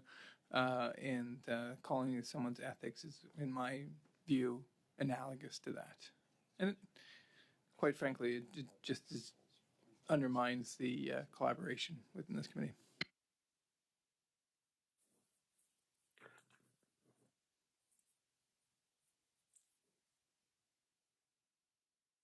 On that point of order, Chair. Point of order, Mr. Turnbull. No, on the same point of order. I'll just say that my intervention was based on the interpretation that I have that Mr. Morantz doesn't want to follow the procedural rules of the committee. Perhaps he interprets them differently, but I think we had the advice of the clerk that was sent around to committee members in an email, and I'm glad to see that we upheld the procedural requirements and procedural rules of the House of Commons. I didn't really hear too many point of orders in that. I let it go on, but I will say that I just hope that we continue to stay on topic. I'll turn it back over to Mr. Morantz. Yeah. Mr. Chair, could I just, with Mr. Morantz's indulgence, it's more of a point of clarification, might help us all. I'm looking at a notice of meeting from February 8th, 2024, which has statutory review of the Proceeds of Crime and Terrorist Financing Act. And there's 3 Department of Finance officials that are there. Just for my own benefit and for others, that may not be adequate, but did we or did we not have one meeting with officials on that? Did that meeting occur or didn't it?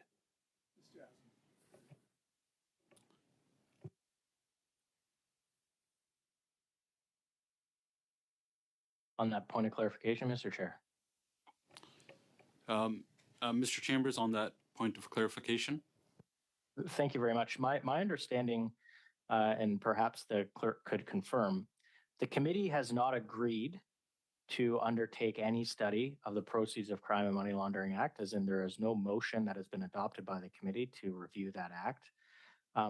What I believe occurred in February was a meeting where we invited individuals to discuss money laundering that we may decide to incorporate into a future study if the committee decides to embark upon a study of the Proceeds of Crime and Money Laundering Act, or to fulfill the statutory obligation to do so, but that the committee has not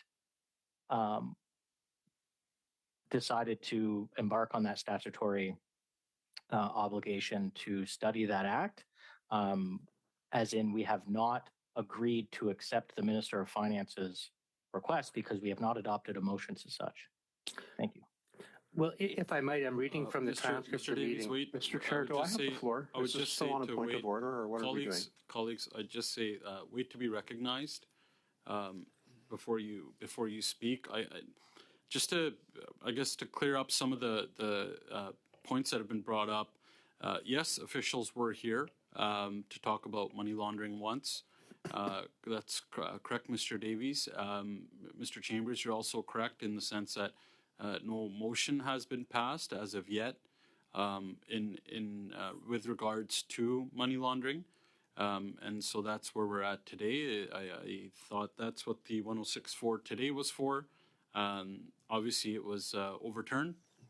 And while Mr. Chambers was trying to bring forward a motion on money laundering, and that's where we're at now. So I hope that clears up any of the points that have been brought up. So I'll turn it back over to Mr. Morantz. Thank you, Mr. Chair. Now, on the issue of the finance minister appearing at committee and her letter to the committee asking for the study, Conservatives have been trying to do their part. We did have that one meeting because Mr. Chambers acted on it. And Mr. Chambers, although the motion he did try to introduce the motion. It is on notice, and so I think it would be appropriate to read the motion, Mr. Chambers' motion, which is on notice, at least into the record, so that Mr. Turnbull and Mr. Davies are both aware of it. So I'm going to do that right now. It says, pursuant to Standing Order 1082, and with regards to Section 72 of the Proceeds of Crime, Money Laundering and Terrorist Financing Act, the committee undertake a study to review the act and the current situation regarding money laundering and terrorist Point of financing. order. Point of order, Mr. Turnbull. Chair, my understanding is you can't move a motion. I'm not moving it. I'm reading it into the record. Mr. Morantz, This is highly inappropriate. It's not relevant to the topic Mr. at hand. Turnbull, Mr. Turnbull, it's Mr. Morantz is reading a motion into the record, not moving a motion currently. Mr. Morantz, you have the floor. I would just suggest to read the Okay, motion so again. I wasn't sure where I left off, so I'll just start from the beginning, Mr. Chair, if that's all right. Pursuant to Standing Order 108 sub 2, with regards to Section 72 of the Proceeds Point of Crime- order, Chair. Point of order, Mr. Turnbull. Chair, are you ruling that this is in order for Mr. Morantz to put on a motion during a debate on a sub-amendment? Mr. Turnbull, as I indicated, Mr. Morantz is neither putting a motion on notice or moving a motion right now. He's reading into the record a motion that it pertains to his remarks on the because he has the floor right now. He did not indicate at all he would be moving or putting one on notice. So, Chair, is that your ruling? I'm not sure what ruling there is to say that Mr. Morantz is not moving a motion right now or putting one on notice. Neither of those things are happening, which is your question. Is Mr. Morantz allowed to read out a motion? Is he allowed to put it on notice, or is he allowed to move it? He's doing neither of the last two things. He's just reading out a motion as far as I've seen. My understanding, just for clarification, is that if you're reading a motion on the record, that you're putting it on notice, and that is on that not point of order, Mr. Chair. appropriate given the fact that he's on a sub-amendment, which means he cannot put a motion on notice. So, On Chair, that I would point like a ruling on that if possible. On that point of order, Mr. Chair. Mr. Chair? Oh, sorry. Colleagues, so as per what the clerk clarified to me as well, you could either read to put on notice a motion or read to put into to move a motion. That, in my opinion, neither is being done right now. It's just simply Mr. Morantz reading a motion that is on notice and not moving it. That was not his intent, and Mr. Morantz can clear that up. If he is intending to move a motion, or is he intending to read it into the record, or is he intending on putting it on notice? But as far as I know, it already has been put on notice, and maybe Mr. Morantz can clarify if he's just reading it to the record or he's moving it. Chair, if I may, I just would say that it's not relevant, though, to this to sub-amendment. So how is he reading something into the record or allowed to do so that is not relevant? That's a legitimate point of order. I can refer to the standing order if you'd like, Chair, but I think you well know that relevance is a legitimate point of order, and so I'd like to call relevance. So, Mr. Turnbull, that was not your question originally. Your original question to begin with was asking me about if he was allowed to move a motion or put it on notice. That was your original question. So what you have asked now is completely different from that. I will point that out. And I think given the discussion, Mr. Morantz is reading into the record a summary of where we're at. I know that he did mention the Minister of Finance in his remarks, based it back on the letter of money laundering and where we got here. So I feel that clarified what you were originally asking of. So I'll turn the floor back over to Mr. Morantz.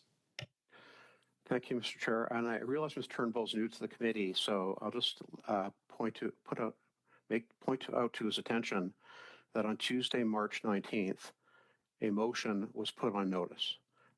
This is the motion I'm just reading into the record. I'm not putting it on notice, and I'm not moving it, but I think it's relevant to the discussion of the sub-amendment, which calls for the Minister of Finance to appear at this committee. So that speaks to my intent with respect to reading the motion and relevance. So I'll continue. Pursuant to Standing Order 108 Sub 2, with regards to Section 72 of the Proceeds of Crime, Money Laundering and Terrorist Financing Act, the committee undertake a study to review the Act and the current situation regarding money laundering and terrorist financing in Canada. That as part of the study, the committee calls the the Deputy Prime Minister and Minister of Finance for no fewer than 2 hours, the Minister of Justice and Attorney General of Canada for no fewer than 2 hours, the Minister of Public Safety. Point of order, Chair. Point of order, Mr. Turnbull. I still cannot understand the relevance of this intervention in relation to the sub-amendment. It's not relevant. It's clearly not relevant to the sub-amendment on Mark Carney, which is what we're debating. Mr. Turnbull, I will say this is, I think, the third time I'm answering to this. I did, in my intervention before this, explain that there was a tie-in that I felt between what Mr. Morantz was talking about with talking about the Minister of Finance, who is in the sub-amendment, tying it back to the letter that she had sent to this committee, to the chair, and that it's based on that relevance. So this is I think the third time. So I will turn the floor back over to Mr. Morantz again. Chair, can I clarify? Could I speak to the point of order briefly? Yeah, go ahead, Mr. Davies. It's my understanding that a motion is confidential until it's moved in committee. So that's why you can't read it in right now. It's either moved or it's not. It's confidential until it's moved. So Mr. Morantz can't simultaneously decline to move and respect the fact that the motion is confidential. This is a public meeting. On the same point of order. Just to clarify that point, Mr. Davies, as far as I know, the motion was put on notice publicly by Mr. Chambers. Am I correct in that? No, the motion is, you can put it on notice. The motion is confidential. It's not to be spoken about in public until it's moved in committee, and I'd like the clerk to advise on that. I could clarify, Mr. Chair, if I'm able. Mr. Chambers, go ahead on that point of order. Thank you very much. Just for point of clarity or point of information, Mr. Davies is in fact correct. You cannot do that. However, the sequence of events was the following. The motion was put on notice. It was distributed to committee members. In fact, I did read that motion into the record during that meeting. So it is already a matter of public record. So to the extent that Mr. Morantz is refreshing people's memories, I believe that's what he's doing, but perhaps for the benefit of Mr. Turnbull, who I don't believe was present at the meeting when it was read into the record, he may not have seen it before.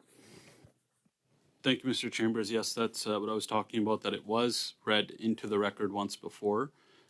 So it is not a private motion at all. It has been read into the public record once before, and as far as I've seen, Mr. Morantz is just reiterating the same motion once again into the record. So, Mr. Morantz, I'll give you the floor again. Mr. Chair, could we just hear from the clerk on that? I think it'd be helpful for all of us as committee members, because I don't know what the meaning of a motion being confidential before moved is. If you can talk about it repeatedly in a public meeting, I understand reading into the record. It's been read into the record. I don't think that gives license to abrogate the rule that a motion is confidential until moved. So could I hear from the clerk on that? What is the clerk's advice to the committee on this? I can turn it over to the clerk to reiterate that, but once again, I will say that it's not a confidential motion because it's been moved. It's been read into the record publicly. With respect, once. Mr. Chair, you're the vice chair. I want to hear from the clerk on this. And I will. I'll just, Mr. Davies, I just asked to please be recognized before you speak. I will turn it over to the clerk now, so you can explain it. Motions are indeed confidential when they are sent to me and before they are proposed in the committee by the member, and I will not distribute them to the media or to the public domain, only to the members of the committee. However, it has happened on every side that members will give notice of a motion by verbally stating what the motion is and reading it out loud during a committee proceeding. And this has happened, as Mr. Chambers has done for this motion, and it's also happened many times in the past and in other committees as well. And as soon as this motion is read into testimony, it becomes public, and I am then free to send it out to the media and other public people, whoever wants to have it. It's also in the minutes of proceedings at that time. Thank you for reiterating that, Clerk, and for all the hard work. Mr. Morantz, I'll turn the floor back over to you. Okay, I'll continue from where it says, the Minister of Public Safety, no fewer than 2 hours. The Minister of National Revenue, no fewer than 2 hours. Department officials for the Departments of Justice and Public Safety, the Royal Canadian Mounted Police, the Financial Transactions and Reports Analysis Centre of Canada, the Canadian Security Intelligence Service, the Canadian Border Security Agency, the Office of the Superintendent of Financial Institutions, the Financial Consumer Agency of Canada, the Ombudsman for Banking Services and Investments, the Cullen Commission Lead Counsel, Royal Bank of Canada, TD Bank, Bank of Montreal, Scotiabank, CIBC, National Bank, the Ontario Securities Commission, and other witnesses submitted by the members of the committee, that the committee take no fewer than 10 meetings for the study and report its findings to the House. So I'm just reading this into the record. I'm not moving it. I'm not, it's already on notice. It's been read into the record before, but it is relevant to the fact that the sub-amendment calls for the Minister of Finance to appear, and she has specifically made a request of this committee that the committee has ignored. And that motion, if it were moved and passed, would address. Having said all that, Mr. Chair, I'd like to move that this committee consider the 106.4 at this point in time. Mr. Brandt, are you asking to adjourn the current debate and move on to the 106.4? Is that what you're saying? Yes, I'd like to move on to the 106.4 and adjourn the current debate. Okay, well, it's dilatory, so.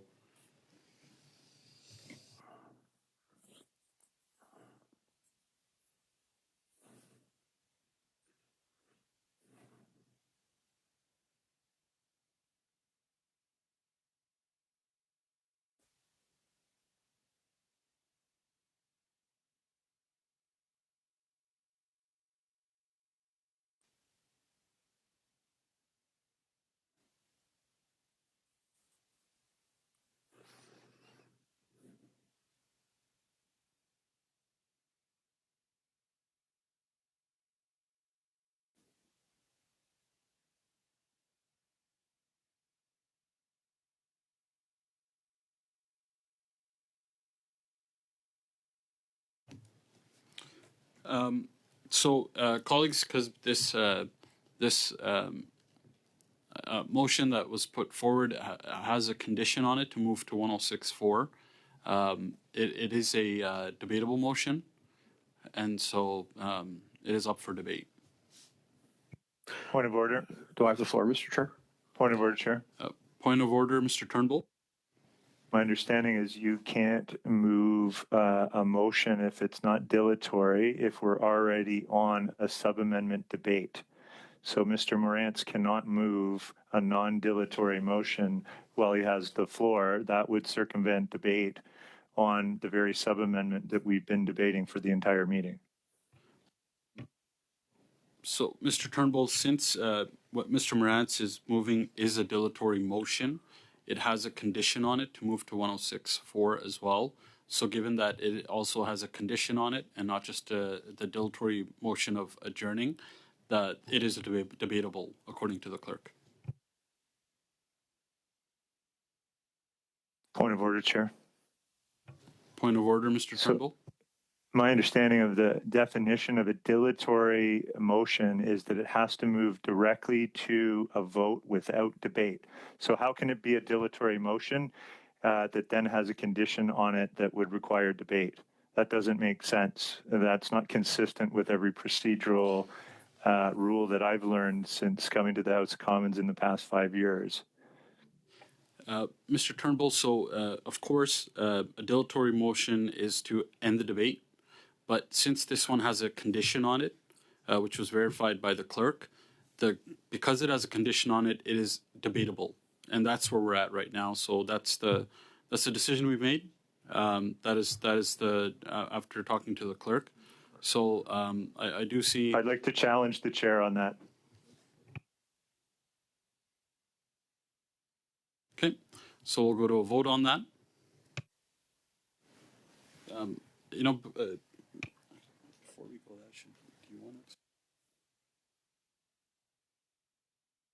to? I'd like to have the clerk explain that once before we go to the vote, so it's clear that that this is direction from the clerk as well. No, I don't feel comfortable saying anything if he says he doesn't want to hear from you.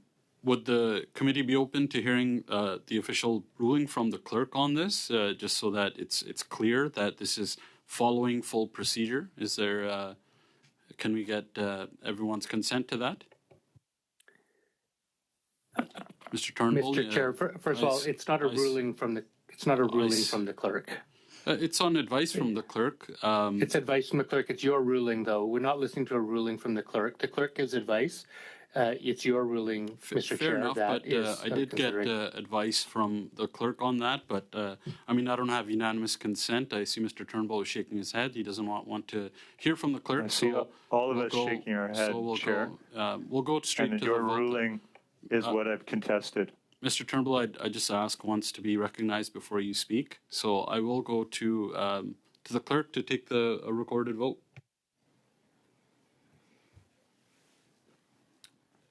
Ms. Kayabaga?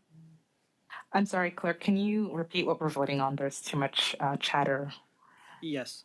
The question is, shall the decision of the chair be sustained? So just like earlier, if you agree with the chair's decision, you vote yes. And if you do not agree with the chair's decision, you vote no.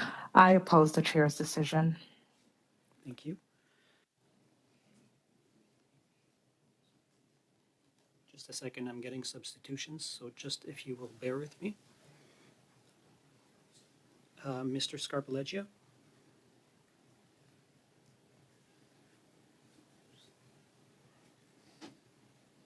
Mr. Scarpaleggia?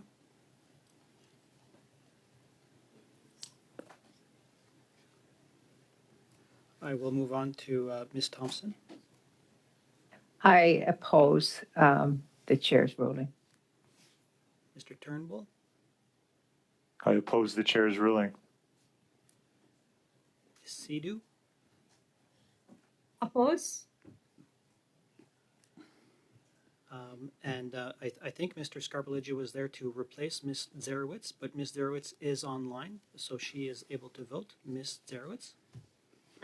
I oppose the chair's ruling. Thank you. Mr. Chambers? In Yes. favor? In favor? I don't mean to interrupt. I just joined and I didn't have I oppose the chair's ruling, yes.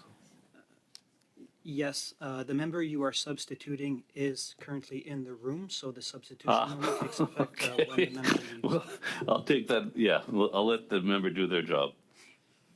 So Mr. Chambers, please. Sustain. Mr. Lawrence? Sustain. Mr. Morans? Sustain.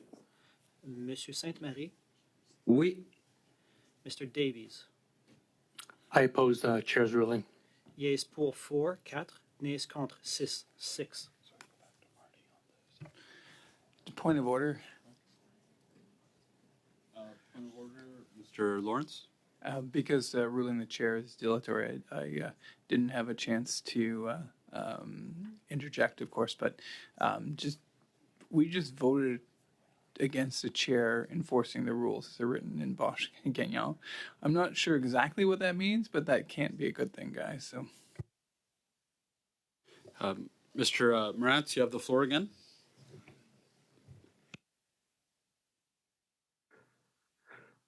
Thank you, Mr. Chair. So, on the issue of the Minister of Finance appearing to committee. I think I've made my position clear vis-a-vis the importance of discussing the important issue of money laundering, in particular, given the fact that she actually wrote a letter to the committee asking for the 5-year review. If we haven't we've not met our statutory obligations with respect to that review. And that definitely needs to happen. And despite Mr. Chambers' efforts today, that is still not happening, which is unfortunate. I'm not sure why the Liberals and the NDP on this committee are so against dealing with the scourge of money laundering in this country. It's really shameful. But and you know, I'm not going to question the ethics of Mr. Turnbull and why he's opposed to that, but I'll leave that for viewers to decide. Having said that, I think I'm going to conclude my remarks by asking for a dilatory motion to move to consideration of our 1064 request. Point of order.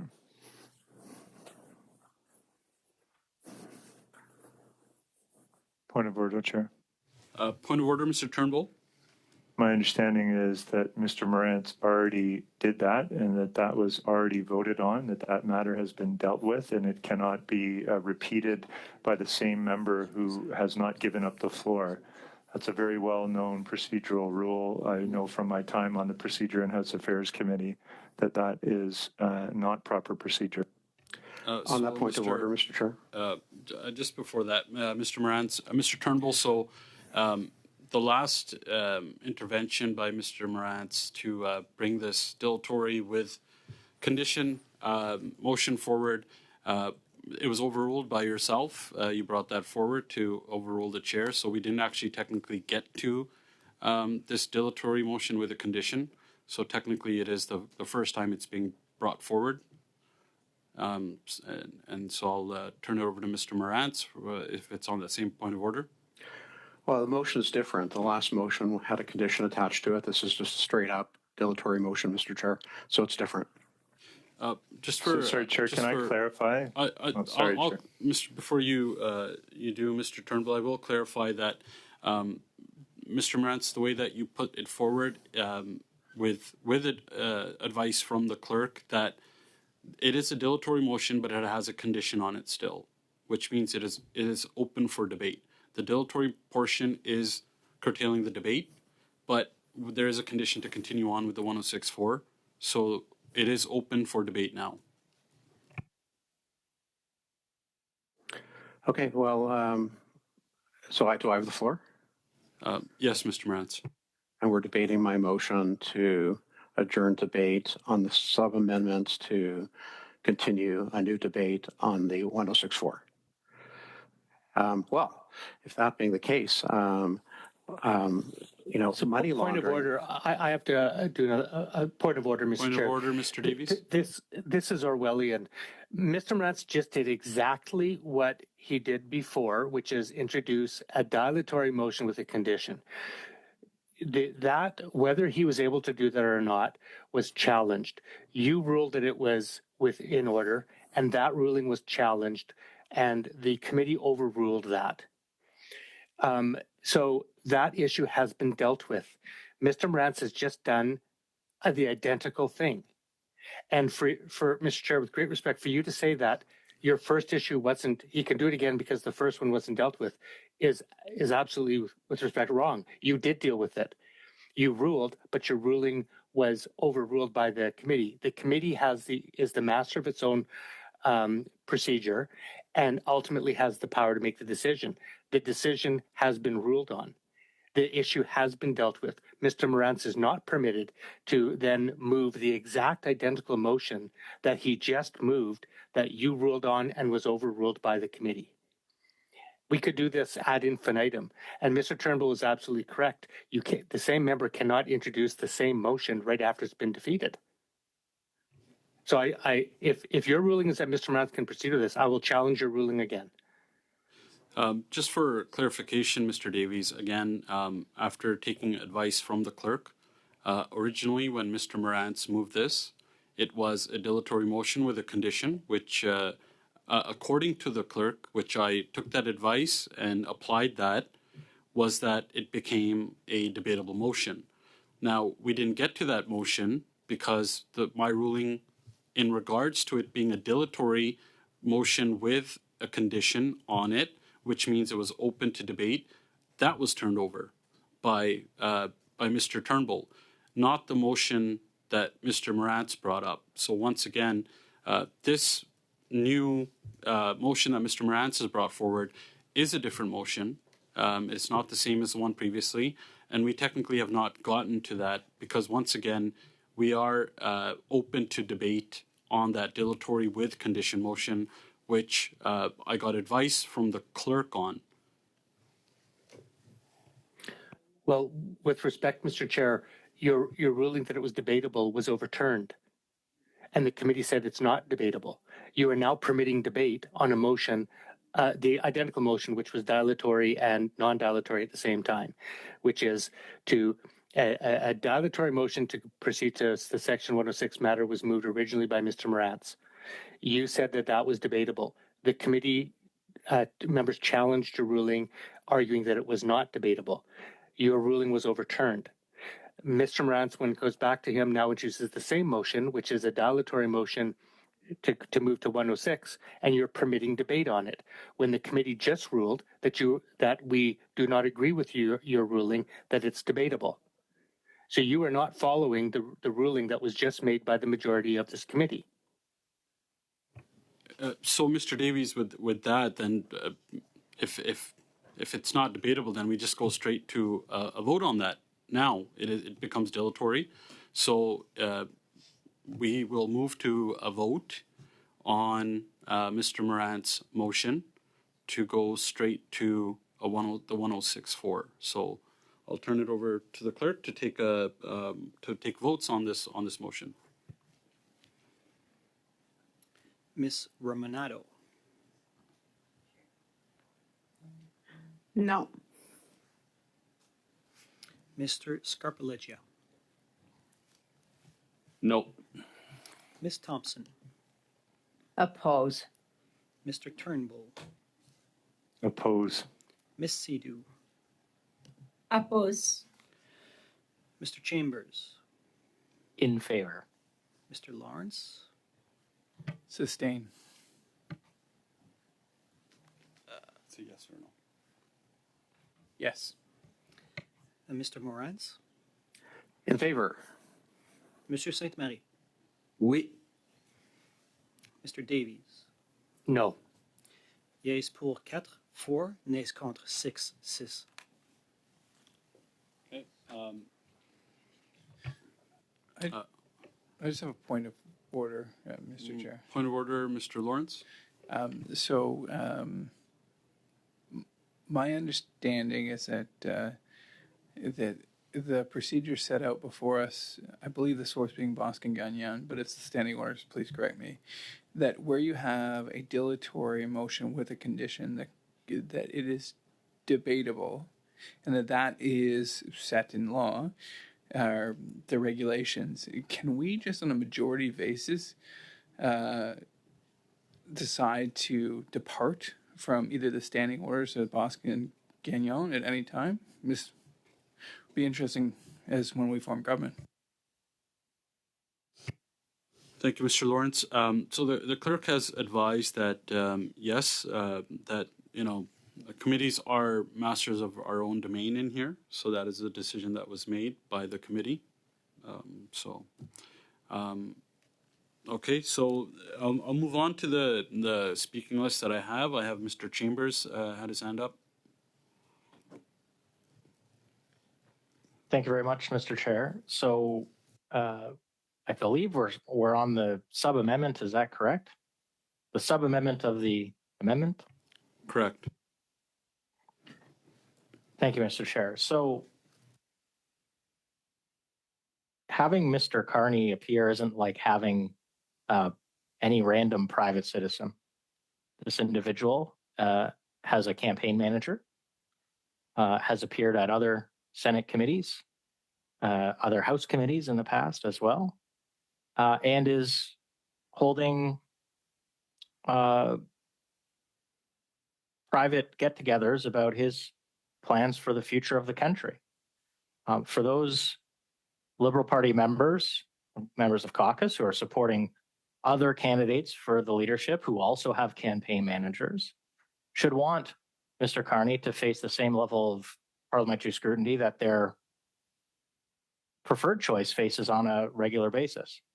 Note that the parliamentary secretary was the one who retweeted and reposted to amplify Mr. Carney's recent speech, where he discussed the budget and the future of the party and the country with respect to the economy. I mean, it's not the first time that Mr. Carney has given such speeches. In fact, has appeared on podcasts for 80 some odd minutes talking about the economy, the government's financial plan, the needs and the expectations that he would have for economic growth agenda. So I think it's completely reasonable that members of the committee would like to question this individual who, as I said, has a campaign manager and is clearly looking to lead the party in the near future, and is within our complete obligations and duties to question those individuals and submit them as witnesses or request for witnesses or a request to appear, which I believe had already been done with this individual, and that request was rejected.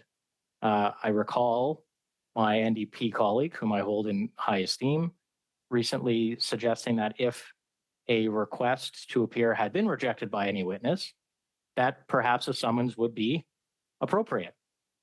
So it's possible that the thinking has changed on that front, but that was my understanding of the discussion we had a few weeks ago when there was a specific motion on the table requesting the appearance of this individual. And, for those members of the Liberal caucus who are looking to support Mr. Carney, why not give him the platform to perform on the national stage and give his plan to the people and have it scrutinized by the public? Mr. Carney's a capable individual who can handle himself, as he has on many occasions, both at this committee and the Senate committee, which he most recently appeared at a couple weeks ago. So I think it's completely reasonable to make this request. I note that the parliamentary secretary's motion, this is a motion that was dropped in the middle of studying the bill.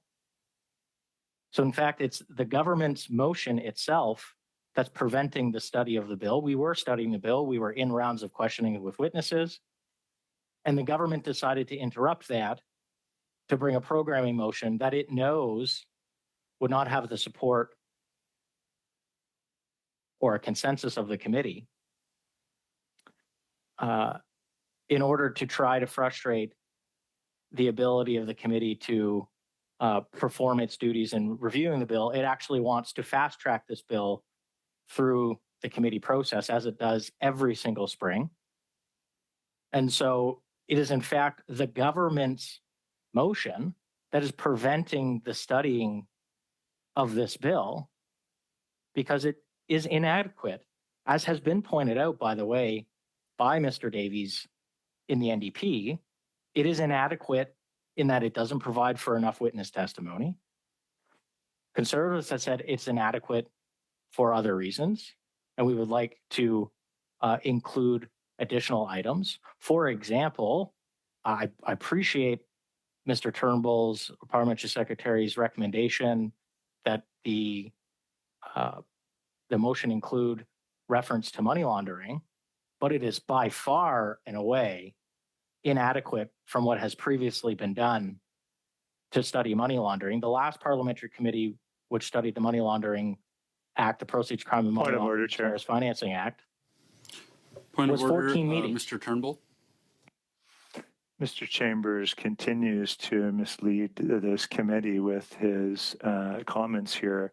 The truth is, we know that this is a conservative filibuster. They do not, and it's on Mr. their own Turnbull, this is sub-amendment to a this is quite point of reasonable debate. motion. Mr. Turnbull, this is not a point of order, it's a point of debate. Mr. Chambers, you have the floor. Thank you, Mr. Chair. I appreciate the intervention from my friend.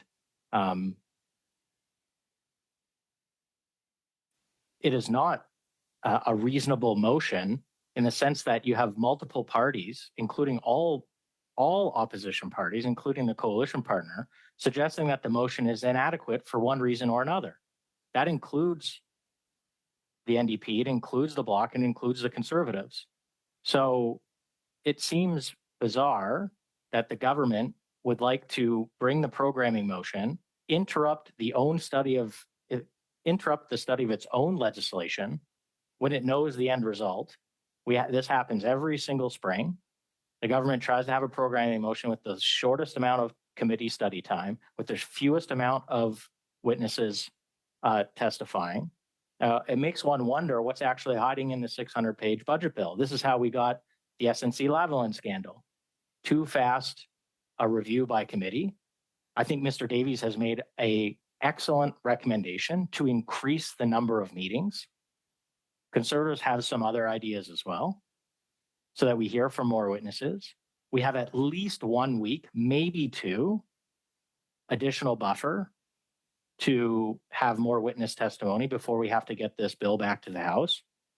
I don't know why we wouldn't use that and have more witnesses come in, because what will happen is the same thing that happens every single year, which is the filibuster will continue. And then at the last minute, we'll jam in 10 or 12 committee meetings all week, and we'll sit all day, every day, instead of just sitting now or sitting when we get there next week, using our regular meetings, not having to have additional meetings, and we'd have the amount of witness testimony that Mr. Davies likes. The government doesn't actually need to move this motion today. We were already studying the bill. It can bring any motion at any time later if they don't think that we're moving fast enough to call it out of committee or to start clause by clause. It doesn't have to have the clause by clause requirements in this motion. So this is the government that's trying to force through its legislation at committee, knowing that we'll end up in this place and we'll have very little witness testimony to begin with.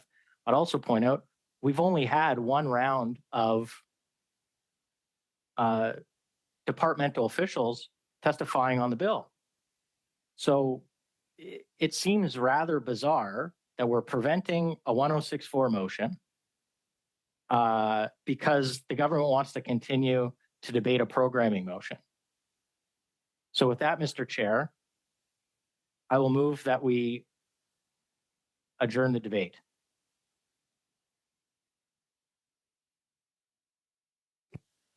Okay, so we'll go to a vote. Ms. Romanado, No. Mr. Scarpaleggia, No. Ms. Thompson, No.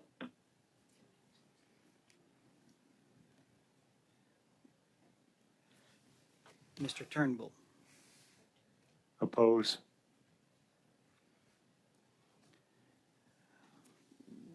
just a second, please. I'm getting changes.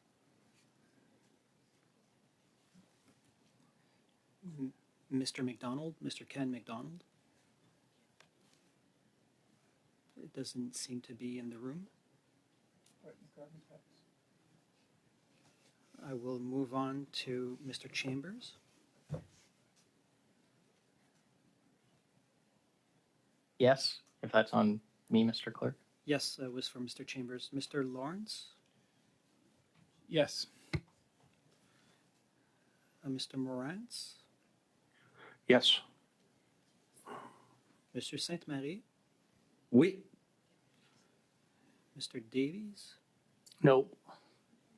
One last time for Mr. McDonald. Mr. Actually, Chair, Ms. Romanado. Mr. Chair, I already voted. I think you forgot to check with MP Damoff. Yes, I do not have a replacement for MP Damoff from the whip's office. I replaced MP Sidhu. Okay, I just got it. Ms. Damoff for Mr. Weiler. So I will call Ms. Damoff then, please. No. Yes pour 4, 4. Nays contre 6, 6. Point of order, Mr. Chair. If a substitution comes halfway through the vote, is that still valid?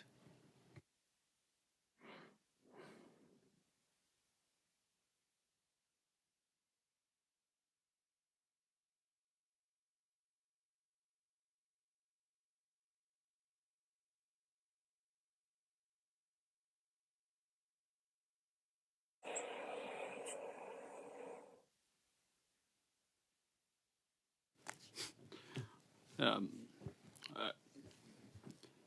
not really sure after discussing with the clerk how to even answer that. I withdraw it out of courtesy. So. Fair enough, Mr. Lawrence. Colleagues, just reading the room, I don't see we have much agreement. So I'll move to suspend the meeting.